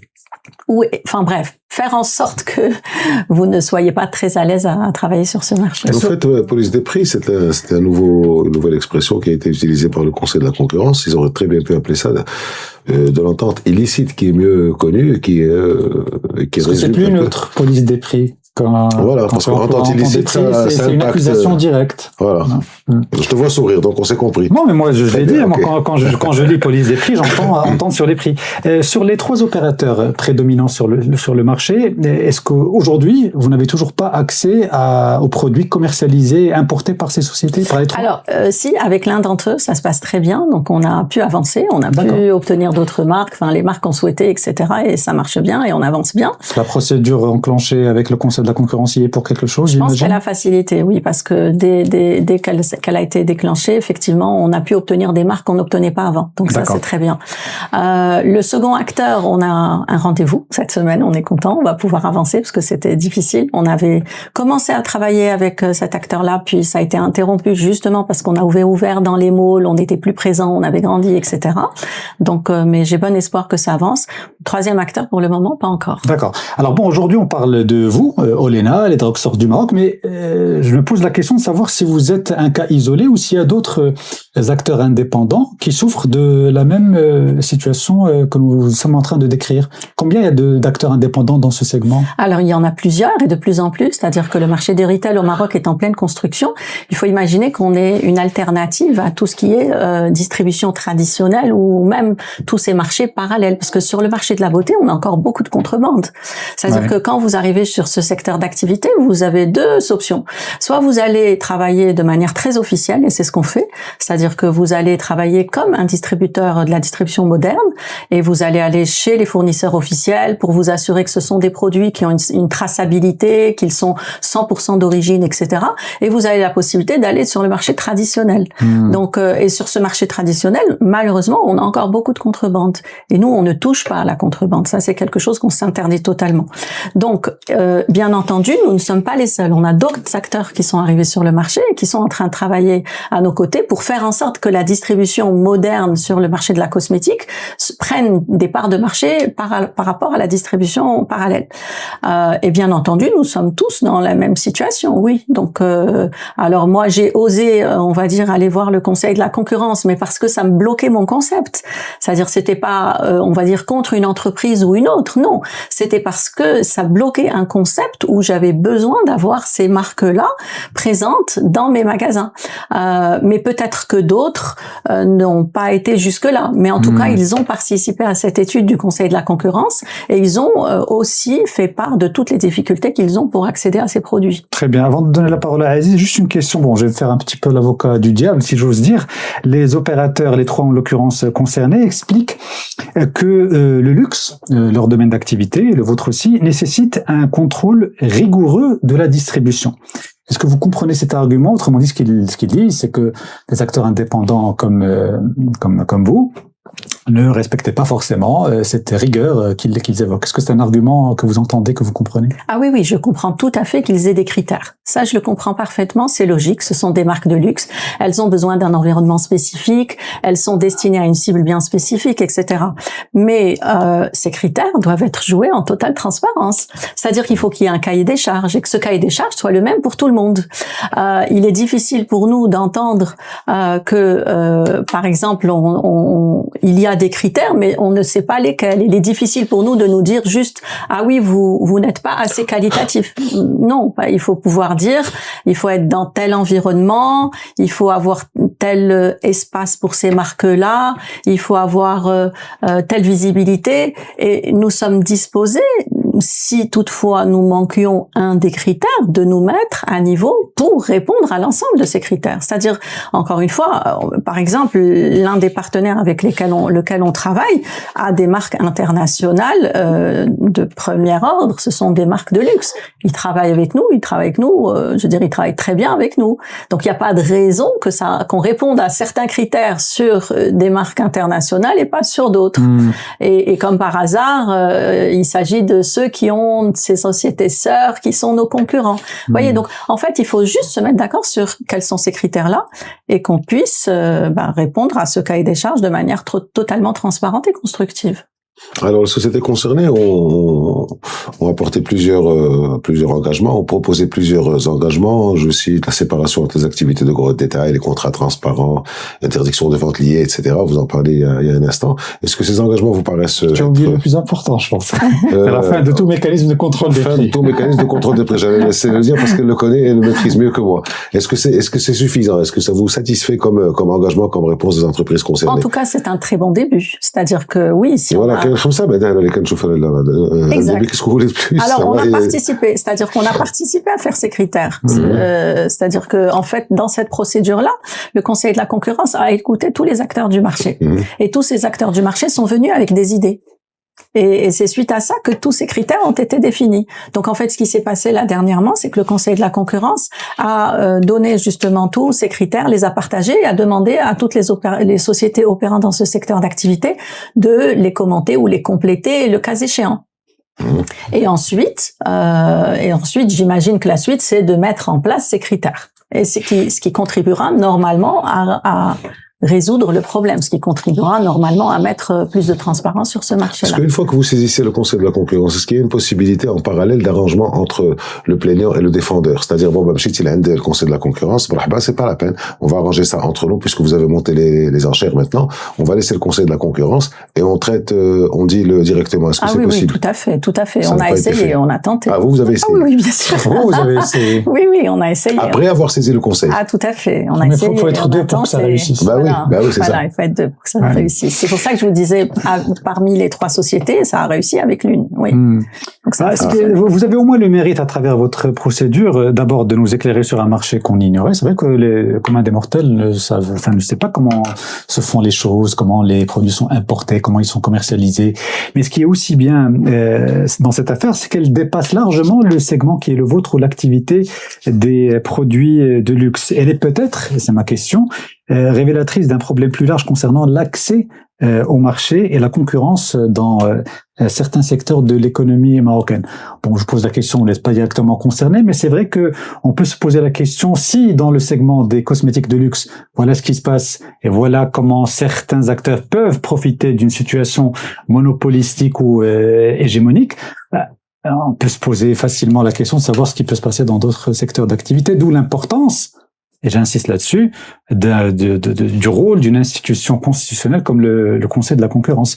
Et pour que ça marche, il faut que des opérateurs, j'imagine, à chaque fois qu'il y a un problème, se saisissent de l'affaire et saisissent le Conseil de la concurrence. Oui, tout à fait. Alors, il faut effectivement avoir, on va dire, un certain courage pour aller vers le Conseil de la concurrence. C'est quand même une autorité. Non, je pense pas. Non, c'est le Conseil de la concurrence, c'est un organe, on va dire, accessible. Impressionnant par son expertise, par sa transparence, c'est-à-dire que en fait vous êtes reçu dans un environnement, vous sentez que vous êtes dans un environnement très officiel, mais en même temps très à l'écoute. qui va dans le détail des informations que vous donnez, qui va faire un suivi Enfin, moi, justement, Madame Riati, excusez-moi, je vous coupe. Peut-être que ferez-vous des émules des entreprises, des PME qui voudront aller au Conseil de la concurrence. Comment on saisit le Conseil de la concurrence? Pourquoi ne pas aller au tribunal? Et pour le saisir, est-ce qu'on passe par un avocat, un conseil juridique? Comment ça se passe concrètement à partir du moment où vous avez décidé d'y aller? Racontez-nous. Alors, en fait, moi, j'ai contacté le Conseil de la concurrence et ensuite j'ai envoyé un courrier. Donc, c'est un courrier officiel dans lequel j'explique la situation. Donc, j'ai été reçue, écoutée, et ensuite, le Conseil de la concurrence a commencé à faire ses recherches pour savoir si effectivement la demande était recevable. Et à partir de là, ça s'est enclenché. Dès lors que c'était recevable, en combien de temps à peu près? Alors, c'est une procédure que j'ai lancée en 2022. Donc, pour la déclarer recevable, c'était probablement quelques mois. D'accord. Et ensuite, ils prennent le temps d'étudier, d'analyser, d'écouter tous les opérateurs. C'est important. À la fois des retailers, c'est-à-dire des enseignes, à la fois des importateurs, à la fois des fabricants, etc. Ils ont écouté tout le marché. Et à partir de là, ils ont commencé à faire des rapports préliminaires, à réécouter certaines personnes. Moi, j'ai été entendue peut-être 3 ou 4 fois. Donc, et à chaque fois, et à se mettre à jour. Et aussi, ils incitent aussi à trouver des accords à l'amiable. C'est-à-dire que ils sont tout à fait encourageants à ce qu'on se mette en contact avec l'entreprise, à trouver un arrangement, etc. Donc, et effectivement, après, ils émettent on va dire un premier rapport qu'ils partagent, que l'on a la possibilité de commenter, etc., etc. Donc, je dirais que oui, l'accès est facile. Ils sont très accessibles. Et après, pour peu que ce que vous affirmez est avéré, oui, ils donnent suite à votre demande. Donc, ça prend du temps, certes, parce que c'est une procédure quand même où il faut vérifier pas mal de choses, mais c'est facile à faire. Oui, tout à fait. Ce que j'en retiens, c'est que c'est facile à faire, et si on se sent lésé et si on est dans son bon droit, il y a justement une institution constitutionnelle qui est là pour régler ce genre de différends. Oui. Et ça ne concerne pas uniquement votre secteur d'activité. Oui, tout à fait. En fait, je pense qu'ils interviennent dès lors que le consommateur marocain peut être lésé. Oui. Parce que en fait, je pense que pour eux, quel que soit le marché ou quelle que soit sa taille, absolument, ce qui est important, c'est de défendre le consommateur marocain. C'était aussi notre préoccupation, c'est-à-dire que nous, en tant que retailer, on avait pour objectif de justement pouvoir mettre à disposition des produits, faciliter l'accès aux clients marocains, aux consommateurs marocains. Et le Conseil de la concurrence nous a défendu là-dessus. D'accord. Aziz, une dernière question? Alors oui, on va revenir à Olena et au drugstore du Maroc. Vous avez dit que vous étiez à 16 magasins maintenant. Donc là, l'augmentation se fait. Vous pensez pas à devenir la 4e peut-être avec les 3 sociétés, c'est-à-dire passer directement à l'importation? Alors, on n'a pas la possibilité d'importer ces marques-là parce que en fait, ces importateurs sont exclusifs. Ils signent avec ces marques internationales.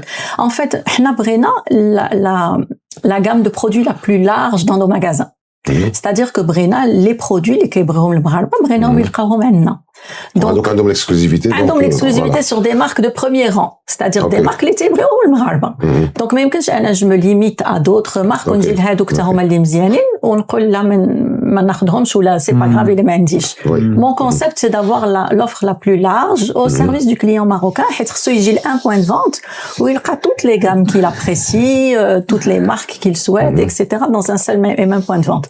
Donc là, en tant qu'entreprise, on importe des produits d'autres marques qui sont d'autres catégories de produits, etc.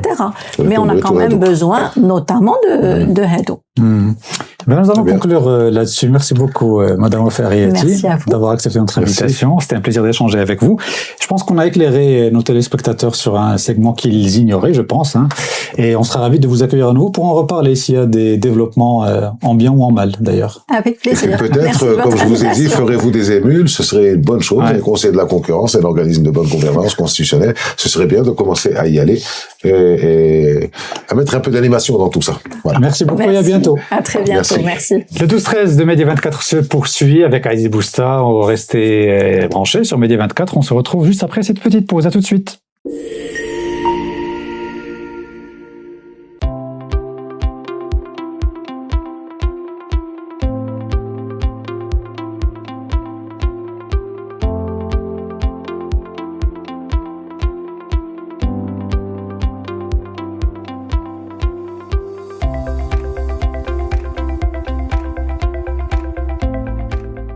La suite du 12-13 de Média 24 avec Aziz Bousta toujours. Parmi nous et pendant longtemps, Aluminium du Maroc a incarné une certaine idée de l'industrie marocaine, une industrie familiale cotée en bourse, solidement installée, capable de traverser les cycles économiques et les transformations du marché. Mais aujourd'hui, le groupe entre dans une nouvelle phase, sortie progressive de l'activité acier, recentrage stratégique sur l'aluminium, décarbonation, montée en gamme industrielle et des ambitions internationales.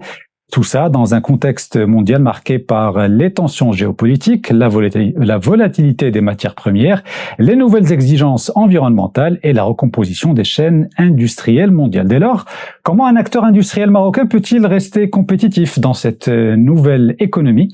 On en parle avec le PDG d'Aluminium du Maroc, Abdeslam Alami, et l'invité de Média 24. Merci de nous recevoir au sein de votre studio de Média 24. Alami, bonjour, marhaba bik. Merci beaucoup. Bien, écoutez, bien, je suis heureux d'être là. Plaisir partagé. D'essayer de répondre au mieux à vos questions. Ça sera l'objet de cet entretien avec Aziz Bousta à ma droite. Rebonjour Aziz. Rebonjour, salut. Bonjour, c'est Alami. Bonjour, c'est Bousta. Merci. Alors, commençons par le commencement et par votre actualité la plus récente, si vous le voulez bien. Vous venez d'annoncer un virage stratégique important, à savoir la sortie progressive de l'activité acier. C'est une décision qui a été validée par le conseil d'administration du 12 mai dernier. L'activité acier, j'ai fait quelques petites recherches, ne représente que 5% du chiffre d'affaires consolidé du groupe Aluminium du Maroc. Est-ce que c'est la raison pour laquelle vous vous êtes désengagé de cette activité? Est-ce que la motivation est purement financière ou est-ce qu'il y a d'autres explications à cette décision? Je dirais que c'est une réflexion qui a été tenue il y a déjà quelques années. Industube, la société s'appelait Industube, qui fabriquait des profilés je veux dire des barres d'acier, des tubes en acier. C'est une entreprise qui était filiale pratiquement à 100% d'Aluminium du Maroc. Oui. C'est une activité qui a plus d'une quarantaine d'années. C'est une activité, je dirais, qui a dépassé le stade de la maturité. Nous avons effectivement, comme vous l'avez souligné, nous avons occasionné des pertes. Par exemple, entre 2013 et 2024, nous avons eu pratiquement 12 millions de dirhams de pertes en résultat net, oui, et 31 millions de dirhams en cash flow. Donc c'est une des raisons qui ont motivé aussi à sortir de cette activité. Pourquoi le segment était déficitaire? Bon, écoutez, c'est une question qui est assez ambiguë, je dirais, du fait que tous nos concurrents, d'abord, sont implantés sur Casablanca. Mm-hmm. Et tous les concurrents fabriquent toute la gamme de produits. Étant donné que nous étions installés sur Tanger, nous étions pénalisés par les coûts de transport. Vous savez que le tube acier c'est lourd. Donc, le volume transporté est faible par rapport au coût du transport. Donc, il y avait ce problème de logistique. Il y avait aussi la volonté de se recentrer sur notre métier qui était l'aluminium. Ouais. On a été jusqu'au bout de la réflexion. Je dirais que en 2019, nous avions installé une presse aluminium au sein des locaux d'Industube. Mm-hmm. En 2021, nous avons installé une ligne de traitement de surface pour attaquer une partie du marché bien particulière. Mais ça n'a pas remis des équilibres en place. Mm-hmm. Et donc, nous avons, comme vous le savez très bien, on a fusionné par absorption l'entreprise Industube, Oui. Aluminium du Maroc, en novembre 2024. Et on a continué les études pour pouvoir sortir de cette activité. Et le Conseil a validé l'arrêt de l'acier en mai 2026. Oui. En tant qu'industriel, vous avez énormément de choses à gérer, l'éco-énergétique, les normes environnementales, les tensions sur les matières premières, etc. Si je devais vous poser une question générique de journaliste à industriel, qu'est-ce qui a le plus changé dans votre activité sur les 10 ou 15 dernières années, sachant qu'il y a eu beaucoup de choses qui ont changé dans le monde? Qu'est-ce qui a le plus changé? Dans votre activité, dans votre manière de gérer, dans votre... Ouais. Alors déjà, je dirais l'avènement de l'implantation de 7 nouveaux extrudeurs. Donc ça, c'est quelque chose qui a changé au sein de notre activité. Les extrudeurs, pardon, c'est quoi pour le commun des mortels? L'extrudeur, c'est notre métier. Je veux dire, on importe des billettes. C'est des énormes rondins d'aluminium qui font 6-7 mètres, que l'on pousse dans une presse, et qui on sort des profilés avec lesquels on fait des fenêtres, des portes, des façades. J'ai une petite anecdote. C'est les grands machins qu'on trouve sur le camion. Pour les gens qui n'ont jamais vu ce métier, je disais toujours aux gens une petite anecdote. Tous les papas et mamans qui ont des enfants, à certains moments, ils leur achètent de la pâte à modeler. Vous vous rappelez ces petits jeux de pâte à modeler Votre pâte à modeler, c'est l'acier.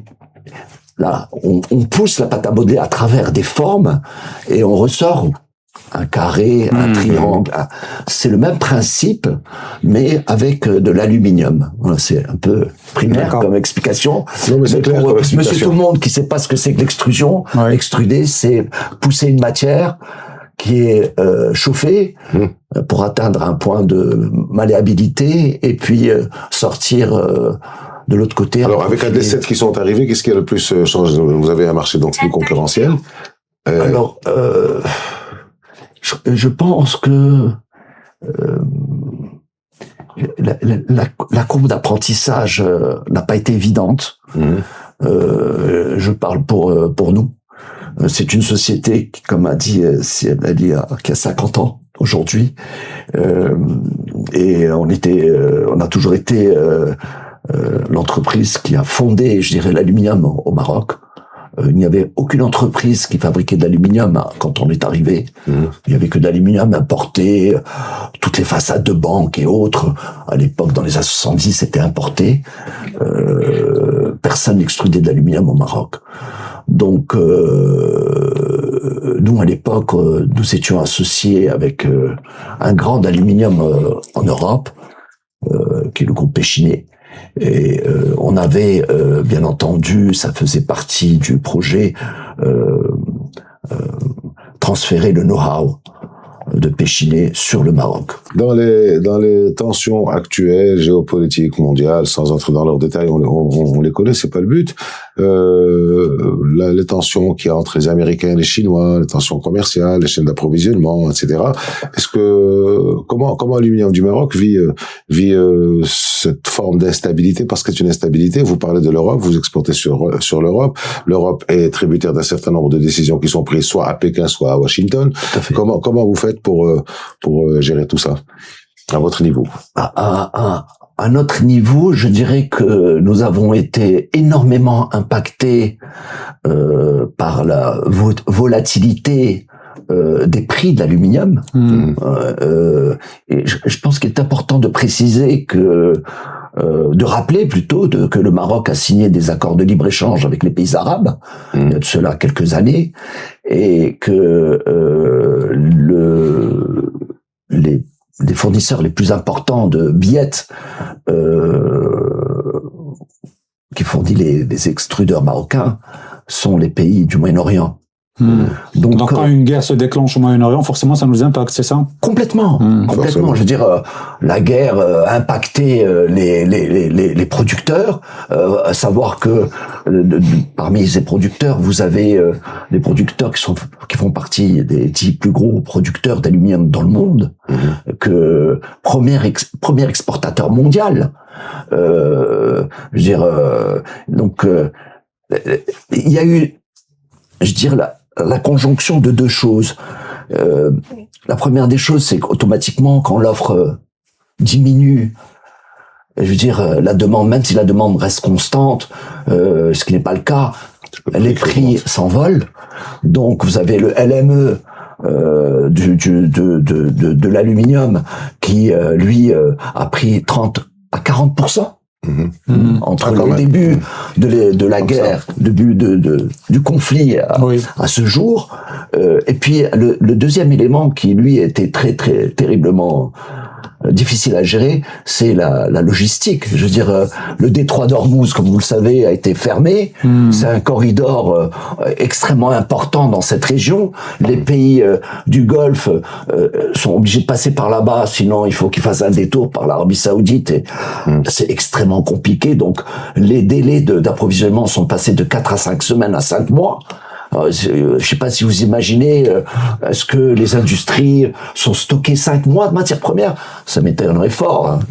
Donc voilà, donc ça c'est. Est-ce qu'il serait juste de dire aujourd'hui, parce qu'à chaque fois qu'on parle des enjeux ou des défis à relever pour un industriel marocain en l'occurrence, c'est de parler, on parle souvent du coût de l'énergie, de la concurrence, mais est-ce qu'au fond le principal risque pour un industriel de l'aluminium comme Aluminium du Maroc, c'est cette incertitude géopolitique mondiale qui est quasiment elle est latente, elle n'est pas permanente, mais elle est latente. Il y a toujours ce risque du déclenchement d'un. Il faut avoir la capacité de s'adapter. Vous savez, on n'a pas la boule de cristal. Comme je dis à mes équipes, nous sommes pas des spéculateurs. Nous sommes des industriels. Je sais pas si on peut parler en arabe. Oui, bien sûr. Allah yarhamou Bassidi quand il dit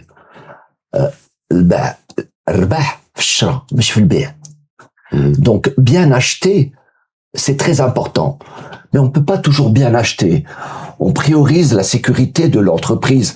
On a 648 collègues qui travaillent. On ne peut pas se permettre de spéculer et de pas avoir de la matière. Donc on a toujours 2-3 mois de matières premières au sein de l'entreprise pour pouvoir faire face à cela. Mais c'est vrai que ces perturbations et ces conflits nous ont énormément impactés. Très bien. J'ai une question sur les chantiers liés à la Coupe du Monde 2030. Parce que effectivement avec ce mondial qui se je te vois venir avec ta question. On peut ne pas parler du mondial forcément, pas le mondial 2026, mais notre mondial, le mondial 2030. Il y a un tas de choses qui vont être construites.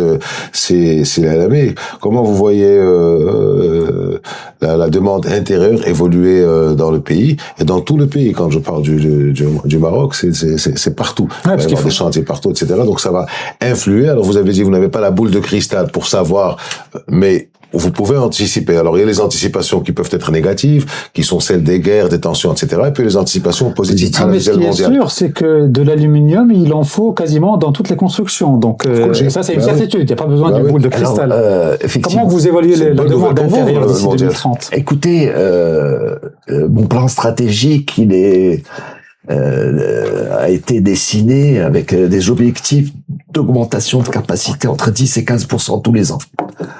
C'est 10 et 15% d'augmentation. C'est ce que je projette. C'est ce que je pousse les équipes à faire. Donc de là, si vous voulez, c'est répondre à une vision et suivre la vision que nous a tracée Sa Majesté. Donc on croit à cela. Je vous cache pas que la demande est croissante. C'est une courbe qui démarre doucement. Vous savez, dans le bâtiment, l'aluminium, c'est ce qui vient à la fin. Oui.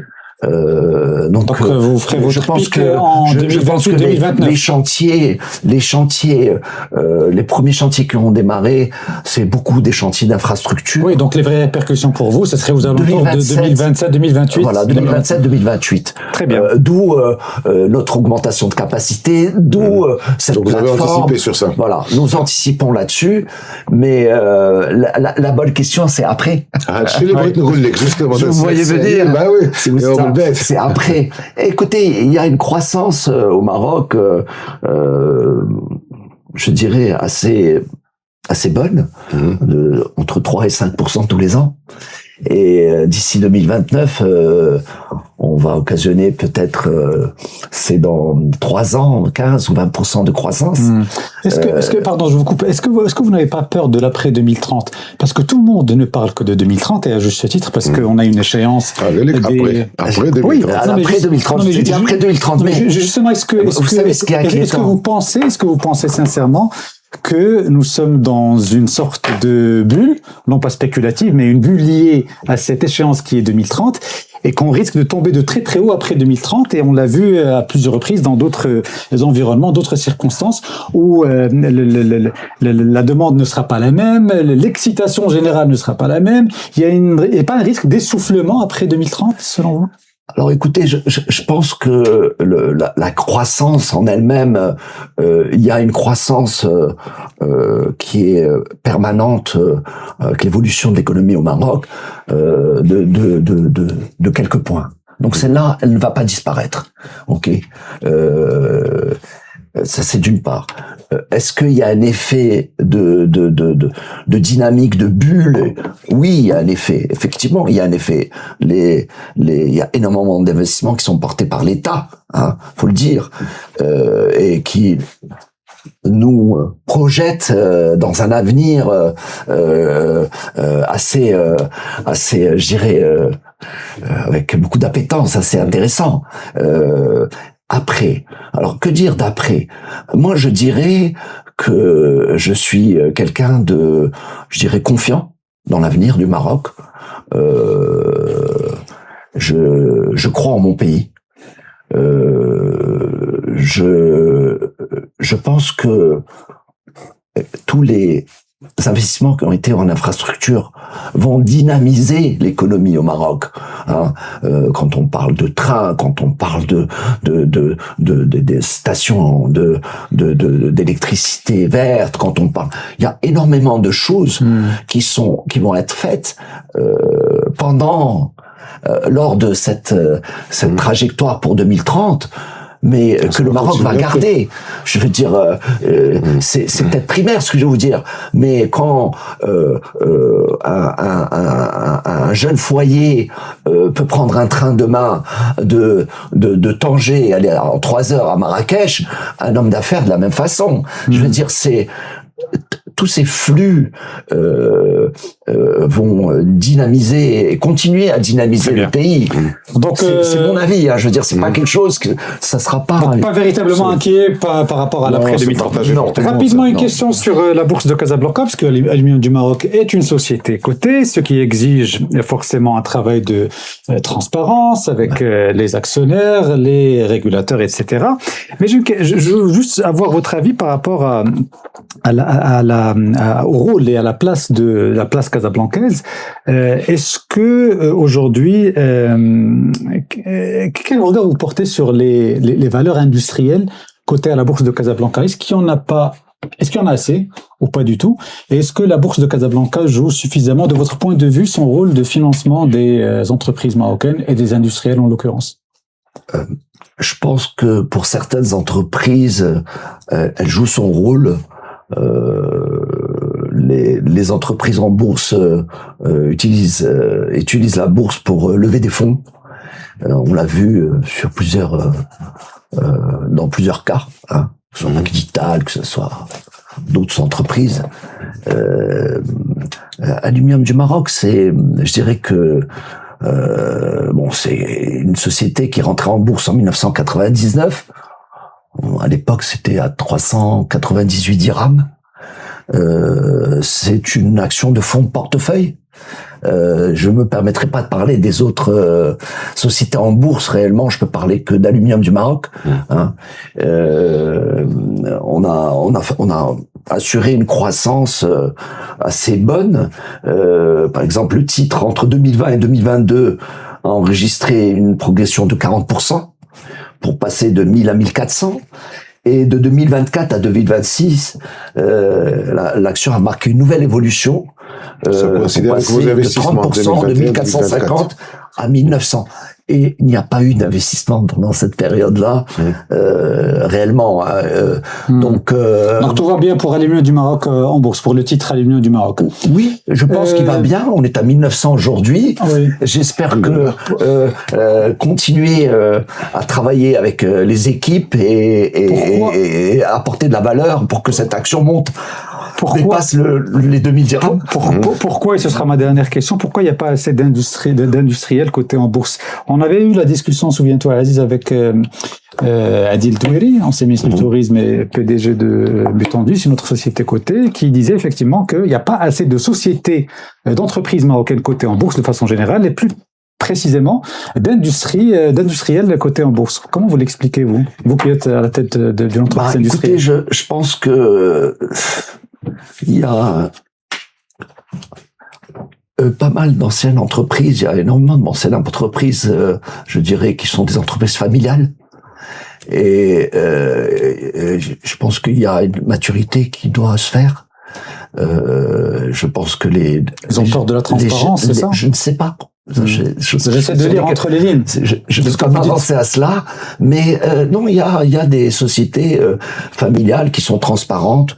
Il y a de nouvelles générations qui viennent prendre le pouvoir, et je pense que peut-être qu'ils devraient penser à ouvrir le capital de leur entreprise, et des fois il y a des entreprises qui utilisent la bourse pour lever des fonds et crédibiliser l'entreprise elle-même. Oui. Oui, par l'épargne, bien sûr. Très bien. Bien sûr. Eh bien, écoutez, nous allons conclure là-dessus, à moins que tu aies J'avais encore d'autres collègues à dire, ça fait. Oui, mais on doit conclure. Aziz, vous aviez des questions? J'aurais aimé, mais il va pas me laisser hors antenne. Merci beaucoup, Slem Alami. C'est un plaisir de vous accueillir. Merci, Aziz. Je t'en prie. Avec Aziz, on se retrouve juste après cette petite pause pour la suite du 12-13 de Média 24. À tout de suite.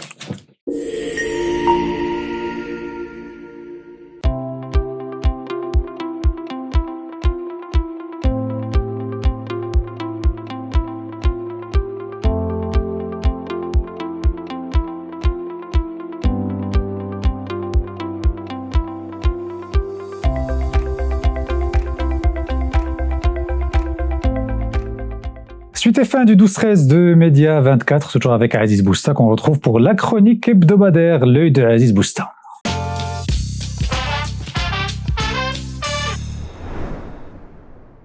Alors Aziz, actualité oblige, j'imagine que la chronique de la semaine sera consacrée à la Coupe du Monde de foot qui a commencé outre-Atlantique. Il y a que ça. Parce que l'actualité, c'est aussi l'Iran, c'est aussi Hormuz, c'est aussi la Corse, mais on va rester sur le mondial. C'est plus festif, et puis ça nous concerne directement. Alors entre le mondial de 2022 à Adil et celui de 2026 en Amérique du Nord, on passe de l'infiniment petit à l'infiniment grand, sans jugement de valeur, bien entendu, de 11 000 km² pour le Qatar à 21 millions de kilomètres carrés, de 3 millions et demi d'habitants au Qatar, dont 90% d'étrangers, à 530 millions d'âmes en Amérique du Nord. Les proportions sont différentes, tu le remarqueras. Donc, cette chronique, je vais revenir sur un certain nombre de choses. Donc, première, c'était ça. Alors, cette question de distance pose problème pour les joueurs et les équipes, certaines dès la phase de groupe, devant parcourir des milliers de kilomètres. Comment passer de Vancouver à Miami, au Guadalajara, sans éprouver quelques menus fatigues? En effet, quitter l'hôtel, aller à l'aéroport, subir une fouille, monter dans un avion, parcourir des milliers de kilomètres avant d'atterrir, rebus, hôtel, camp d'entraînement, que d'équipes perdront leurs moyens et leur match à cause de ça. À titre d'exemple, la sélection du Curaçao. Tu connais le Curaçao? Curaçao, oui. Curaçao, voilà, c'est la petite île qui est juste au-dessus du Venezuela. Donc la sélection de Curaçao bat tous les records avec plus de 10 000 kilomètres à vol d'oiseau cumulés entre ses camps de base et ses différentes villes hôtes. L'Algérie devra parcourir aussi 4 800 kilomètres. Heureusement pour nous autres Marocains, nous restons dans la phase de poule sur la côte Est. Non, on est bien lotis. C'est pas la porte à côté, mais enfin, c'est pas traverser les continents. Et puis, il y a autre chose. le télescopage du monde de Donald Trump avec le monde tout court. On passe d'une Coupe du Monde réglementée à un monde en coupe réglée. Le président américain, que le président de la FIFA, Gianni Infantino, a consacré leader de la paix en lui décernant le prix de la FIFA, de la paix, a eu gain de cause dans bien d'autres domaines. Donc il n'a pas eu le prix Nobel de la paix, mais il a eu le prix FIFA de la paix. Ça compense un peu. Alors, ainsi de la pub et de ces fameuses pauses fraîcheurs, qui sont en fait des espaces pubs déguisés, comme pour le match Mexique-Afrique du Sud, quand l'arbitre avait demandé aux joueurs de patienter quelques minutes. En fait, il fallait attendre que la pub passe sur les chaînes télé américaines. Ça énerve tous les puristes du foot. C'est vrai que c'est énervant. Ben oui, la pause fraîcheur, c'est tombé avec la chaleur. Enfin, c'est la pub reine. Et puis on sait qu'il y a que les vainqueurs et les officiels de la FIFA qui touchent le trophée, qui touchent la coupe, enfin le truc. En principe, ouais. En principe. Mais Infantino, qui a une bonne mémoire, et en particulier des années 2015, tu sais ce qui s'est passé en 2015 à la FIFA, a permis à Trump de la soulever, de la toucher, de la palper, de la caresser dans le bureau ovale en décembre dernier. On refuserait au président Trump. Tout ça pour dire que chez Trump, c'est Trump le chef. Et il tient à ce que cela se sache. Alors, 3 ou 4 petits faits. Le 4 juin 2025, le président Trump a publié une proclamation 2025 suspendant l'entrée de ressortissants de 19 pays, invoquant des lacunes dans les pratiques de contrôle sécurité de partage d'informations de ces pays. Ouais. Une deuxième proclamation publiée le 16 décembre 2025 a étendu les restrictions aux ressortissants de 39 pays. 4 pays sont concernés plus que les autres. Haïti, Iran, Côte d'Ivoire et Sénégal. Qui disputent la Coupe du Monde. Un arbitre, le troisième truc, un arbitre somalien, Omar Artan, le meilleur d'Afrique, consacré par la CAF, a été refoulé à son entrée sur le sol américain. Son seul tort, être citoyen d'un pays très inélégamment qualifié par Trump en 2019 de label, qu'on va pas le dire. Alors, quatrième fait, l'équipe d'Iran, qui joue en Californie, est contrainte à loger au Mexique et à passer la frontière mexicaine à chaque match. Dernier truc en date. On aurait pu imaginer peut-être un assouplissement des autorités américaines après la signature de l'accord entre les deux pays. Après l'accord, on va voir. C'est vrai qu'ils sont obligés de traverser à chaque fois la frontière pour jouer. On va voir la frontière à côté entre Tijuana et San Diego, c'est une frontière assez particulière. Alors, dernier truc, un joueur irakien, membre de la délégation donc de son pays, a été retenu plusieurs heures pour un contrôle approfondi avant d'être finalement autorisé à entrer. Il a eu de la chance, contrairement à un photographe de son équipe qui lui a été refoulé. C'était le photographe officiel de l'équipe d'Irak. Photographe officiel, mais bon, les Américains, ils font comme ils veulent. Mais il n'y a pas que les Américains, les Canadiens ne sont pas en reste. Ah oui? Ah ouais. Faisant comme le grand frère américain, Yankee, et refusant l'entrée sur leur territoire, au milieu de terrain ghanéen, Thomas Partey, poursuivi pour viol et agression sexuelle au Royaume-Uni. Accra proteste et menace de saisir la justice canadienne. Le milieu de terrain a en revanche obtenu son visa pour les États-Unis, mais les États-Unis c'est le pays de Harvey Weinstein, c'est le pays de Jeffrey Epstein, donc bon, il y a des choses qu'on peut admettre. Et le mondial a commencé avec des relations exécrables entre les 3 pays organisateurs. Trump n'en a cure. Il n'a Dieu que pour son fameux accord avec l'Iran et pour son 80e anniversaire dûment fêté ce dimanche dernier, 14 juin. Et on attend donc les résultats des poules. Dans l'attente, le Maroc s'en sort plutôt bien avec un match nul 1-1 contre le Brésil, une rencontre qui a tout été sauf nul. On s'en rappelle, on était tous contents. Bravo, Dimam Bradé.